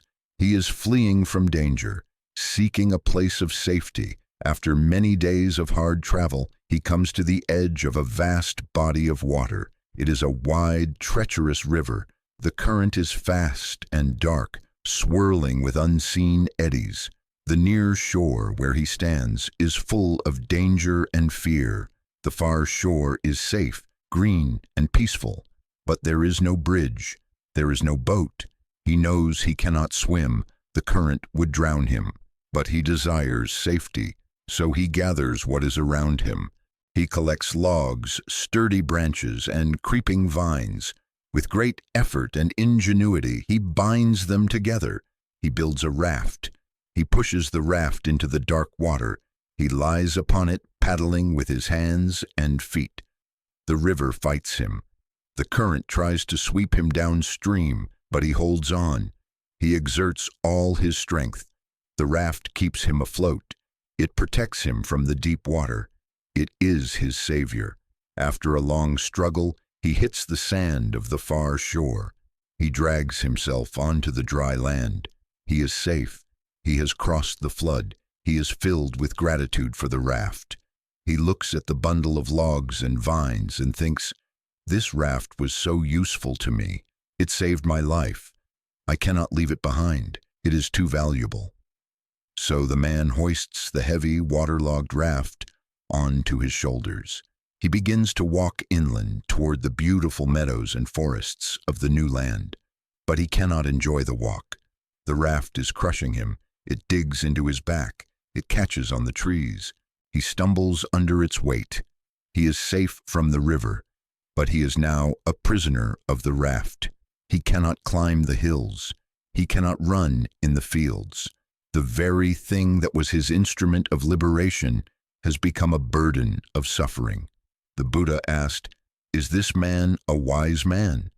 The answer, of course, is no.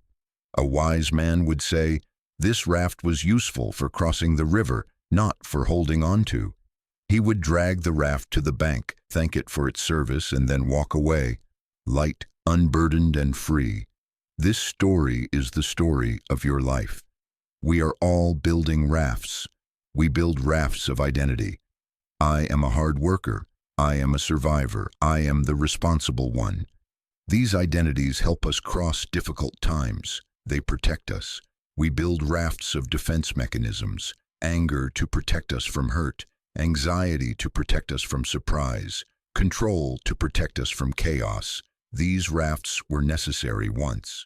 They helped you survive the river of your childhood, or a difficult relationship, or a stressful job. But now you are on the shore. You are in your bed. The danger is past, but you are still carrying the raft.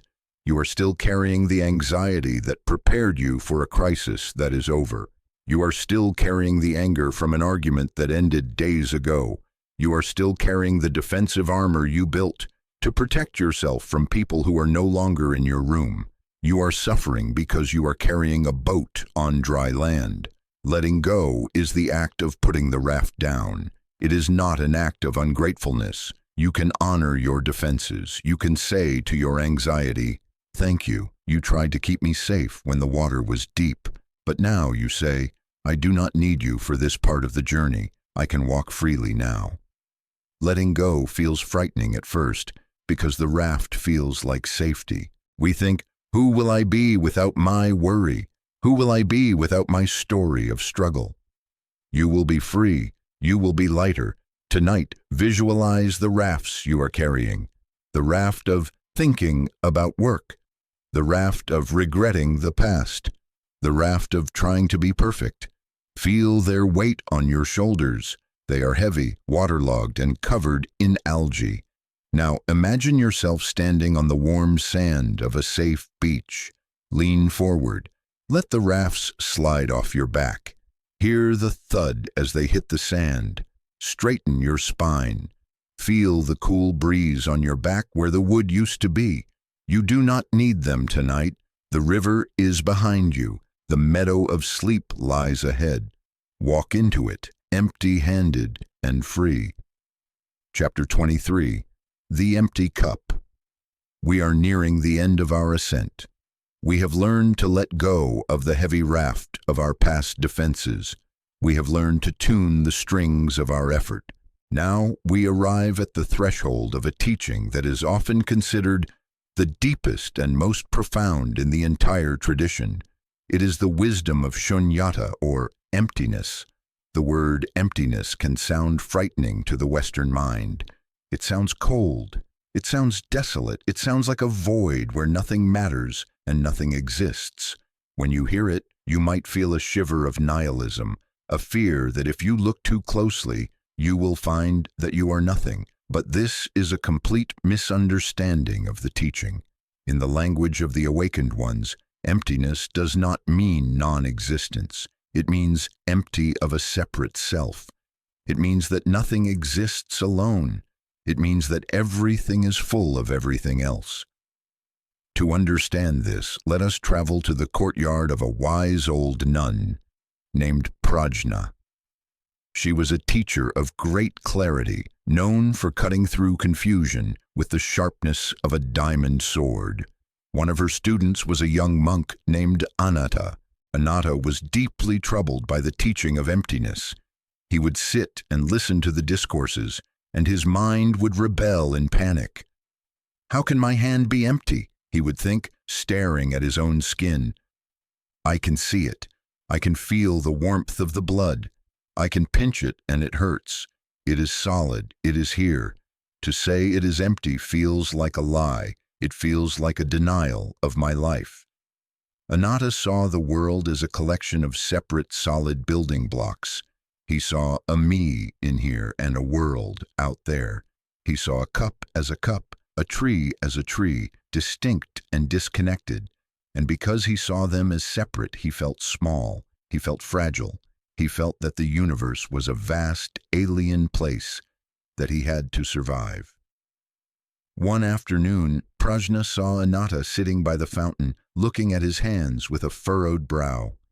She knew the knot he was trying to untie. She walked over and sat beside him. She did not quote a scripture. Instead, she reached for a simple, unglazed clay cup that was resting on the stone wall. "Tell me about this cup, Anatta," she said, placing it in his hands. Anatta held it. "It is a cup, master," he said. "It is made of clay. It is hard. It is brown. It has a handle. It holds water. It is a solid thing." Prajna smiled, the corners of her eyes crinkling. "It appears to be a solid thing," she said. "But let us look closer. Let us look for the cupness. Is the clay the cup?" Anatta paused. "No," he admitted. "The clay was once just earth in the riverbank." "Correct," Prajna said. "So the cup is full of earth, and is the water in the cup? "No," Anatta said. "The water is separate." "Is the shape the cup?" she asked. "The shape was given by the potter's hands. Before the potter touched it, it was just a lump. So the cup is full of the potter's work, and the potter, to have the strength to shape this clay, he needed to eat. He ate rice. The rice needed the sun. The rice needed the rain." She gently tapped the rim of the cup. It made a dull, ringing sound. "Do you see, Anatta? This cup is made entirely of non-cup elements. If you take away the clay, the earth, the rain, the sun, the potter, and the potter's breakfast, there is no cup left. The cup is empty of a separate, independent existence. It cannot be just a cup. It has to be the sun. It has to be the river. It has to be the earth."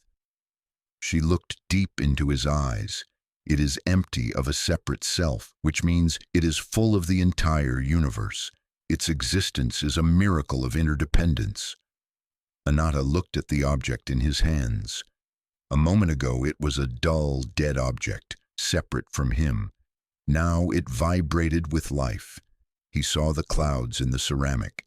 He felt the heat of the kiln. He saw that the boundary between the cup and the rest of the cosmos was an illusion created by his mind. Prajna then pointed to the sea, visible in the distance from their high vantage point. A great wave was cresting, white foam curling over blue water. "Look at that wave," she said. "It has a beginning, a middle, and an end. It has a height. It has power. It looks like a separate thing. We call it wave. But can you find anything in that wave that is not the ocean?" Anatta watched the water crash. "No," he whispered. "The wave is empty of a separate self," Prajna said. "It is nothing more and nothing less than the ocean waving. It arises from the ocean, and it will dissolve back into the ocean. It is never, not for 1 second, separate from the water, because it is empty of a separate self. It is full of all the power of the sea." In that instant, the fear in Anatta's heart dissolved. He looked down at his own hand again. He did not see a lonely, isolated limb. He saw a temporary manifestation of the universe. He saw his parents in his skin. He saw the food he had eaten. He saw the air he was breathing. He realized that Anatta was just like the wave. He was the universe waving. When you understand this, your relationship with life changes dramatically. The emptiness is not a black hole. It is a womb.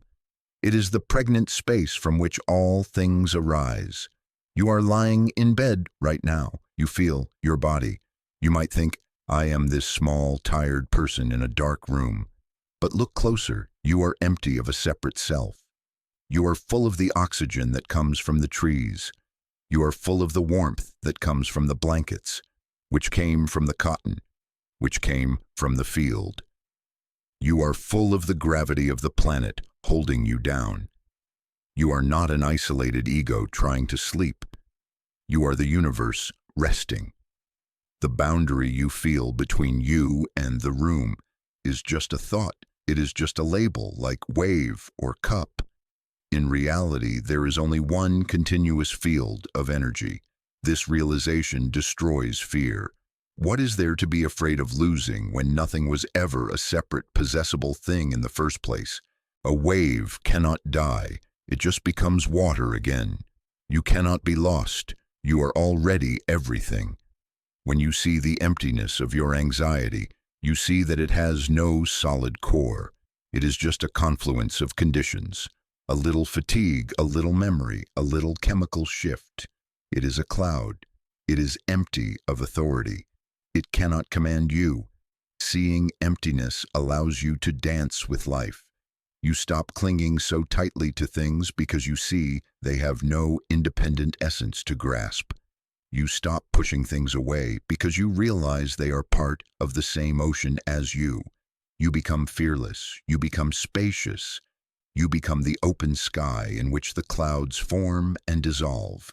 You are not the furniture in the room. You are the space that holds the room. Rest in that space. Chapter 24.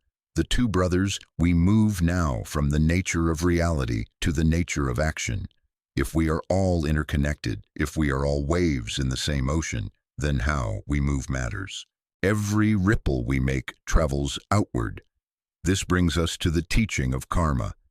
This is perhaps one of the most misunderstood concepts from the East. Karma is not a cosmic reward and punishment system. It is not a judge in the sky keeping a scorecard of your sins. It is simply the natural law of cause and effect. It is the mechanics of how your mind creates your world. To understand this, let us look at the story of the two brothers. They were farmers who lived side by side in a fertile valley. Their fields touched. They planted the same crops. They worked under the same sun and drank from the same river.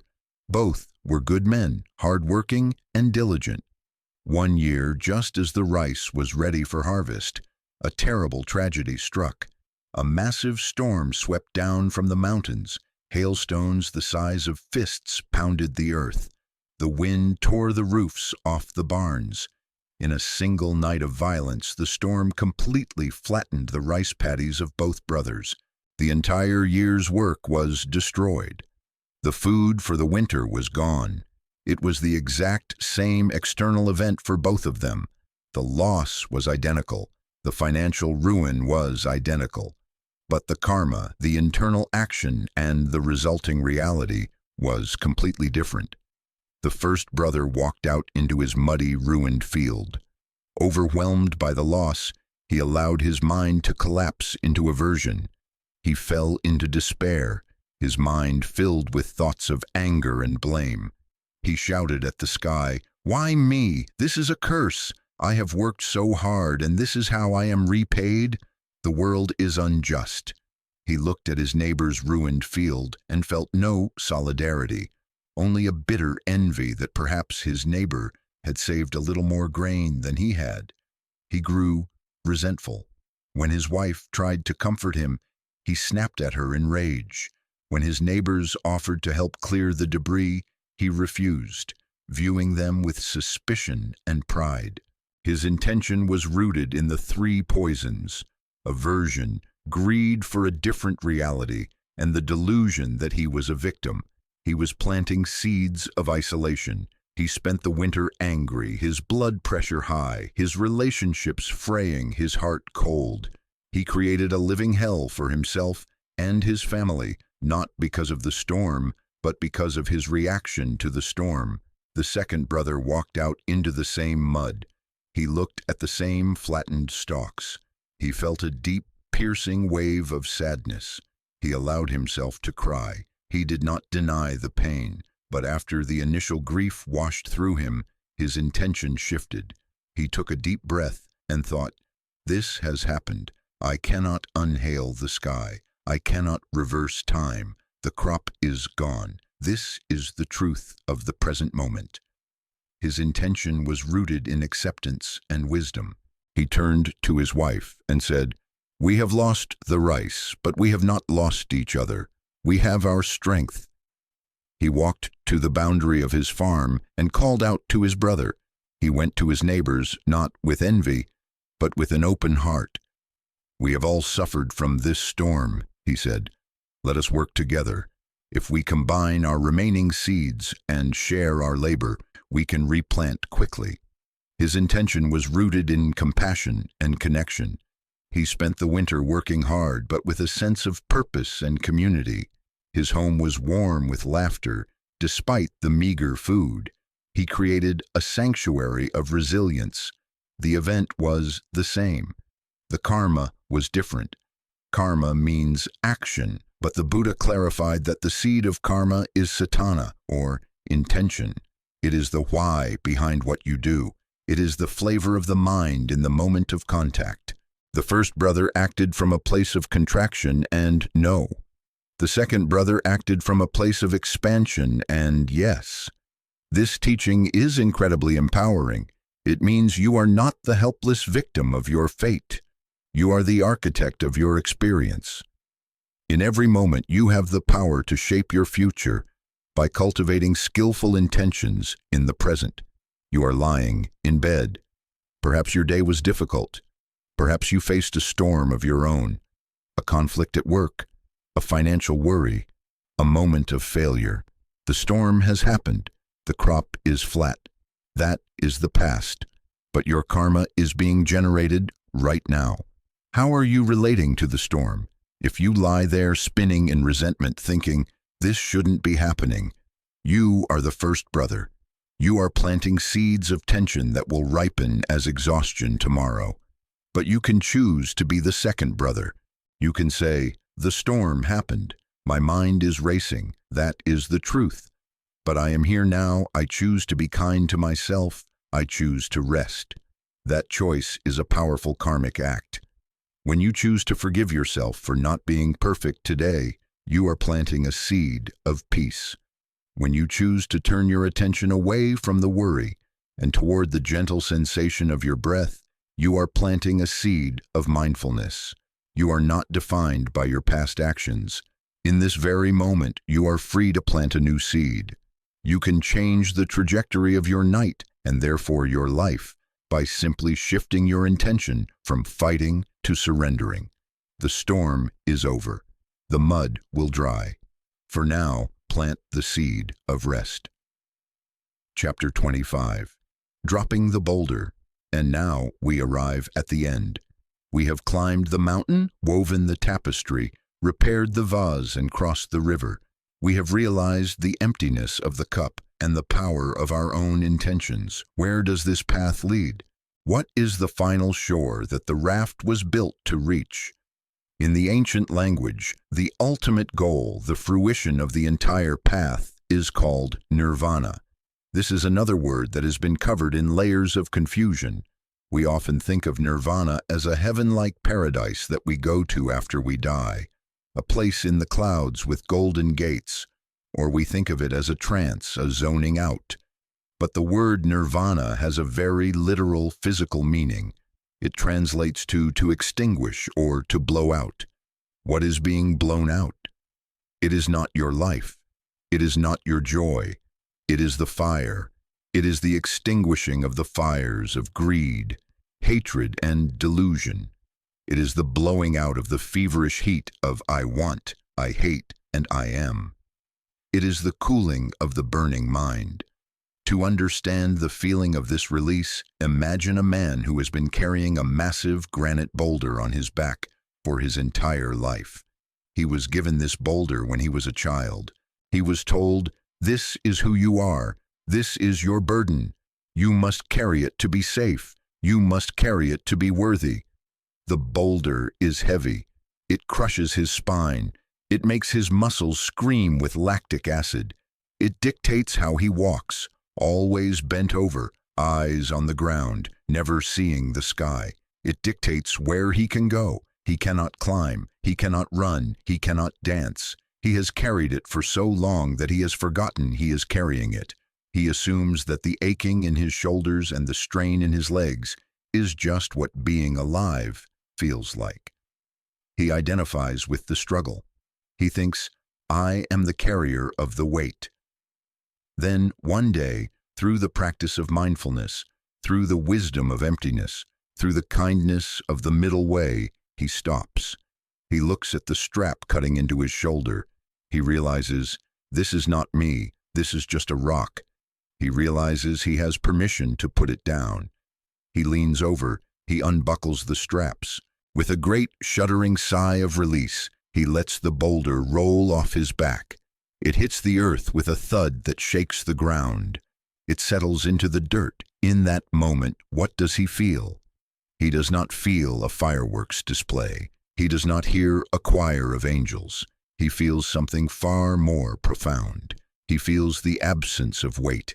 He feels an indescribable lightness rising through his spine. He stands up straight for the first time in decades. His lungs expand, taking in a full, unconstricted breath of cool air. The pain in his shoulders begins to ebb away, replaced by a rushing flow of circulation and warmth. He looks up. He sees the horizon. He is free. This feeling of unburdening, of the cessation of struggle, is the taste of nirvana. It is the cooling. It is the extinguishing of the friction we spoke of in the very first chapter. The weaver has stopped trying to be perfect. The potter has accepted the crack. The prince has found the middle string. The traveler has found the diamond. The archer has released the arrow. Nirvana is not an escape from life. It is the beginning of truly living. When you put down the boulder of the ego, you are finally free to move. You are free to love without needing to possess.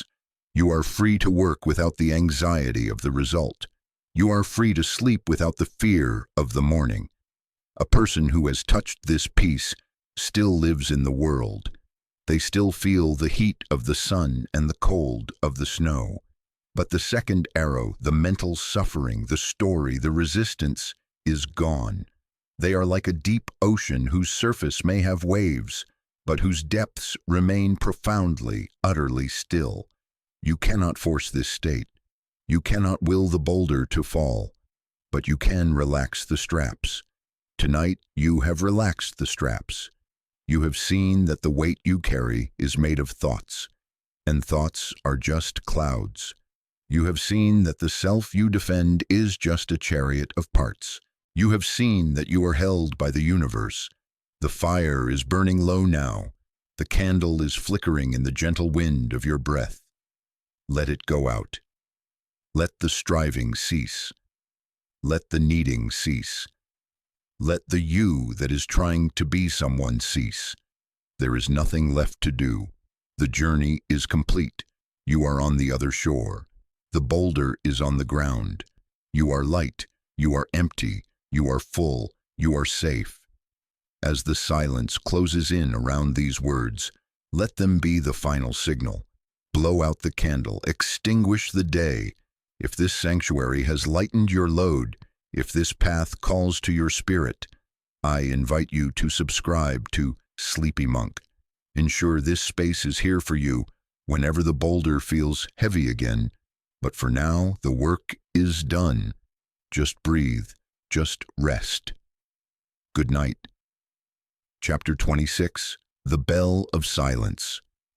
We have laid down the heavy burdens. The boulder is resting on the earth. The raft is left on the shore. Now, as the night deepens around you, we move from the practice of letting go to the practice of deep listening. In the ancient temples high in the misty mountains, there is a practice involving the great bronze bell. When the monk strikes the bell, a deep, resonant sound waves out across the valley. Bonk! The sound is rich and full. But the monks do not listen only to the sound. They listen to the fading. They listen to the way the vibration slowly, imperceptibly dissolves into the silence.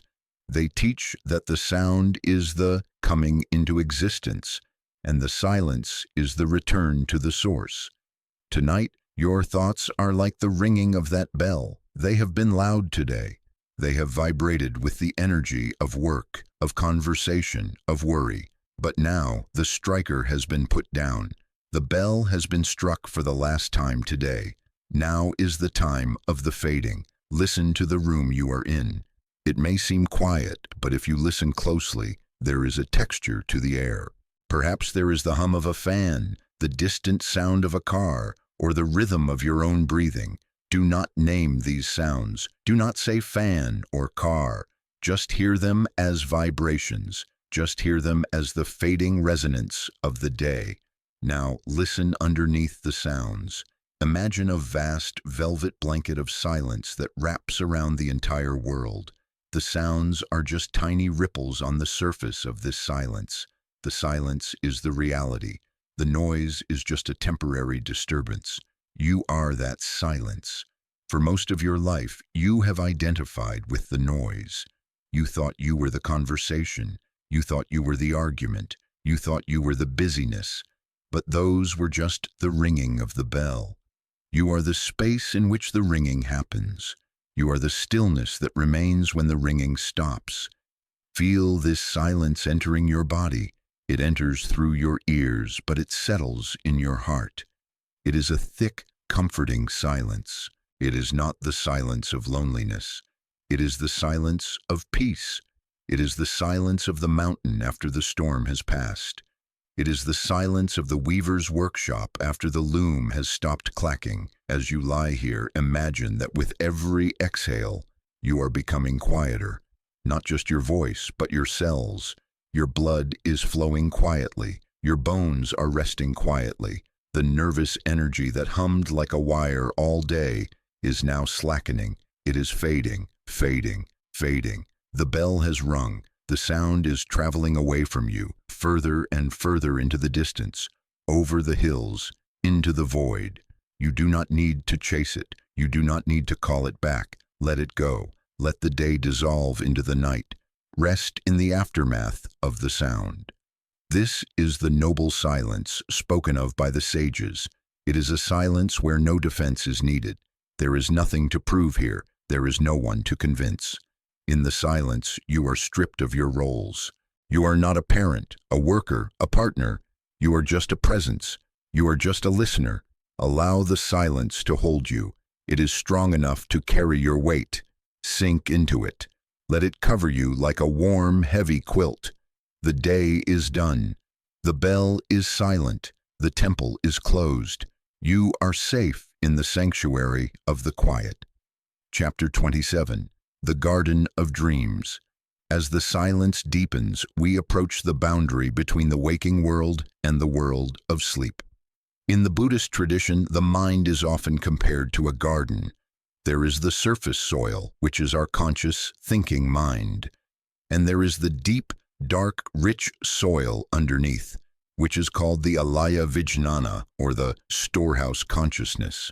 This is the place where our dreams grow. This is the place where our deepest wisdom rests.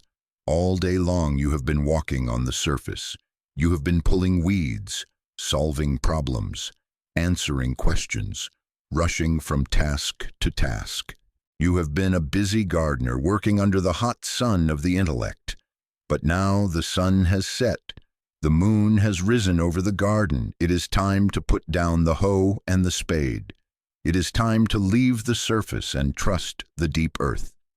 Many of us are afraid to stop working. We lie in bed and continue to dig. We replay conversations, trying to fix them. We plan for tomorrow, trying to control the harvest.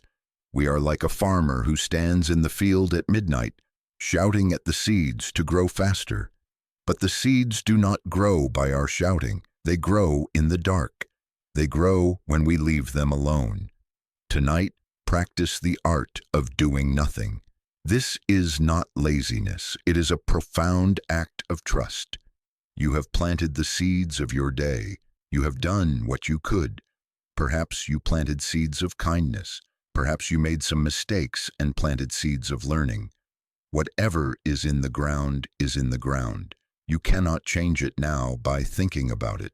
Hand the garden over to the night. The storehouse consciousness knows what to do. It knows how to process your memories. It knows how to heal your body. It knows how to knit together the raveled sleeve of care. But it can only do this work if you get out of the way. It can only work if the gardener goes to sleep. Imagine your thoughts are like leaves falling from the trees in autumn. They drift down, slow and golden. They land on the soil. You do not need to sweep them up. Let them lie there. They will compost. They will break down and become fertilizer for tomorrow. The worries of today will become the wisdom of tomorrow if you let them rest. Feel your body sinking into the mattress. This is you lying down on the earth of the garden. Smell the imaginary scent of damp soil and night-blooming jasmine. It is a cool, dark place. It is a place of gestation. You are safe here. The gates of the garden are closed. The chaotic world is locked out. Here, in the dark soil of sleep, you are being renewed. You are being watered by the underground springs of rest. Trust the darkness. You do not need to hold a flashlight. You do not need to supervise your own heart beating. You do not need to remind your lungs to breathe. The intelligence that grows the forests is the same intelligence that is breathing you right now. It has been doing this for millions of years. It does not need your help. Surrender your vigilance. Let the tools fall from your hands. Unclench the fingers of your mind. Let the weeds and the flowers grow together in the dark. You are released from your labor. The night shift has begun, and the universe is taking over the watch. Sleep now, gardener. Your work is done. Chapter 28, The Lantern and the Path. The gardener is asleep. The bell is silent. We are now walking a path through the inner landscape, moving deeper into the mystery of your own being. It is dark here, but it is not a frightening darkness. It is a luminous darkness. It is the darkness of the womb, the darkness of potential, the darkness of the sky before the stars appear. You are carrying a small lantern. This lantern is your gentle, sleepy attention. It casts a small circle of soft, golden light around your feet. It does not light up the whole forest. It does not show you what lies a mile ahead. It only shows you the next step. This is a teaching on trust. During the day, we want to see the whole map. We want to know exactly where we are going in 5 years, in 10 years. We want guarantees. We want to see the destination before we start the journey. But in the world of sleep and in the world of wisdom, we do not need the map. We only need the lantern. Look at the light of your lantern. It is shining on your breath, in, out. That is the only step you need to take. You do not need to know what the next breath will be like. You do not need to know what tomorrow will bring. You only need to be present for this inhalation, and then this exhalation, step by step, breath by breath. The mind wants to shine a spotlight into the future. It asks, what if? It creates phantoms in the shadows. But bring your lantern back to your feet. Bring your attention back to the sensation of warmth in your belly. Bring it back to the heavy, relaxed feeling in your legs. This is the reality. The rest is just a shadow play. As you walk this path deeper into sleep, you might see thoughts appearing like trees on the side of the road. Some are tall and scary, some are beautiful. Do not stop to climb them. Do not stop to analyze their bark. Just keep walking. Keep your eyes on the small circle of light. You are moving toward the center of yourself. The path is leading you away from the perimeter, away from the defenses, away from the personality. It is leading you to the inner citadel, the place within you that has never been hurt, the place that is always calm. You might feel a sense of drifting. This is good. It means you are loosening your grip on the known. You are entering the cloud of unknowing. This is where the deep rest lives. The deep rest is not found in the things you know. It is found in the places where you let go of knowing. Trust your feet, trust the path. You have walked this way thousands of times, every night of your life. Your body knows the way home. You do not need to navigate. You are being guided by the pull of the great magnet of sleep. The light of the lantern is getting dimmer now. It is turning from gold to a soft twilight blue. The steps are getting slower. You are safe. The darkness is wrapping around you like a cloak of velvet. You are not lost. You are just returning. You are returning to the source. One step, one breath, one beat of the heart. Deeper, deeper into the safety of the night. Chapter 29. The Ocean of Being. We have walked the path, and now the path ends. It ends at the edge of a vast, infinite ocean. This is not an ocean of water, it is an ocean of consciousness. It is the primordial soup of existence. It is warm, dark, and silent. It stretches out in all directions, boundless and eternal. You stand at the edge of this ocean. You are like a doll made of salt. You have walked a long way to get here. You are tired of being a solid, separate shape. You are tired of having sharp edges. You are tired of being me. You want to return to the source. You step into the water. It is the perfect temperature. It feels like skin. It feels like love. First, you offer your feet to the ocean. Feel the sensation of your feet dissolving. The toes, the arches, the heels. The earth element within you, the bones, the hardness, the solidity, is melting into the water. The tension in your feet releases completely. There are no feet anymore. There is just the ocean. You wade deeper. The water rises to your knees, your thighs, your hips. Feel the heavy muscles of your legs relaxing, untying, dissolving. The weight of standing up, the weight of carrying yourself through the world is gone. You are supported by the buoyancy of the water. The salt of your body is meeting the salt of the sea. The boundary is vanishing. The water rises to your stomach, your chest, your heart. Feel the water element within you, the blood, the fluids, the emotions, merging with the great tide.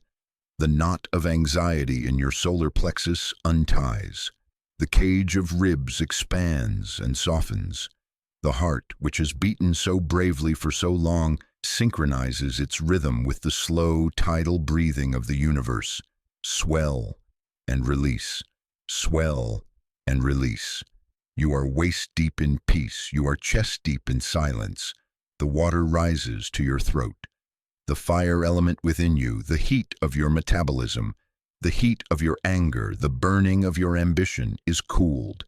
The steam rises and clears. You do not need to strive anymore. You do not need to speak anymore. The words dissolve. The voice dissolves.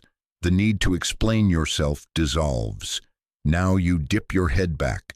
The water covers your ears. The silence is absolute. It covers your eyes. The images fade. It covers your forehead. The air element within you, the rushing wind of your thoughts, the hurricane of your planning, stops. The wind dies down. The surface of the water becomes like glass. You are floating now. You are no longer standing. You are no longer a shape.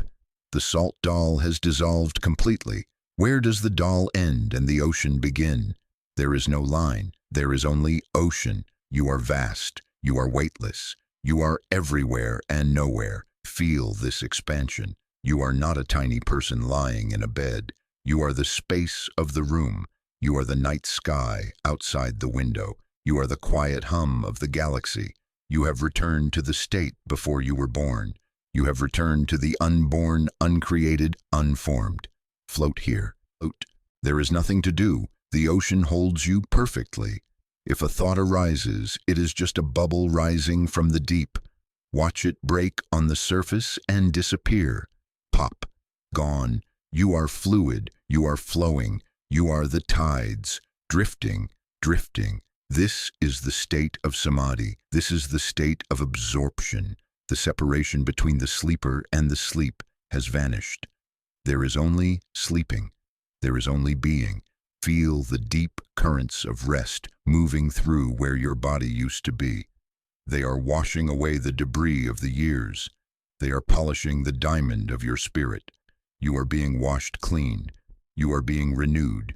You are the water, you are the salt, you are the silence, drifting deeper, sinking slower. The identity is gone, the name is gone, the story is gone. Only peace remains, only the ocean remains. Chapter 30, the final gateless gate. We have arrived at the center of the center. We have reached the place the ancient masters spoke of in whispers. This is the gateless gate. It is called gateless because there was never a barrier keeping you out. You were always here. You just had to close your eyes to see it. Look back for a moment from this place of deep rest at the journey we have taken. See the weaver Mara smiling at her loom, no longer afraid of the dark threads. She is resting now. They are all you. You are the weaver. You are the potter. You are the traveler. And now you are the awakened one sleeping. You have walked the path of the middle way. You have tuned the string of your life until it hummed with a gentle low note. You have cultivated the garden of your heart. You have dissolved into the ocean of being. Now there is one final step. It is the step into the deathless. This is not death. It is the state of consciousness that never dies because it was never born. It is the pure witnessing awareness that watches you sleep. Imagine a great golden door standing in the void. It is ancient, carved with the symbols of the sun and the moon. This is the door to the deepest sleep, the sleep of the sages, the sleep of restoration. You stand before it. You are naked of all your burdens. You are carrying nothing, no anger, no worry, no past, no future.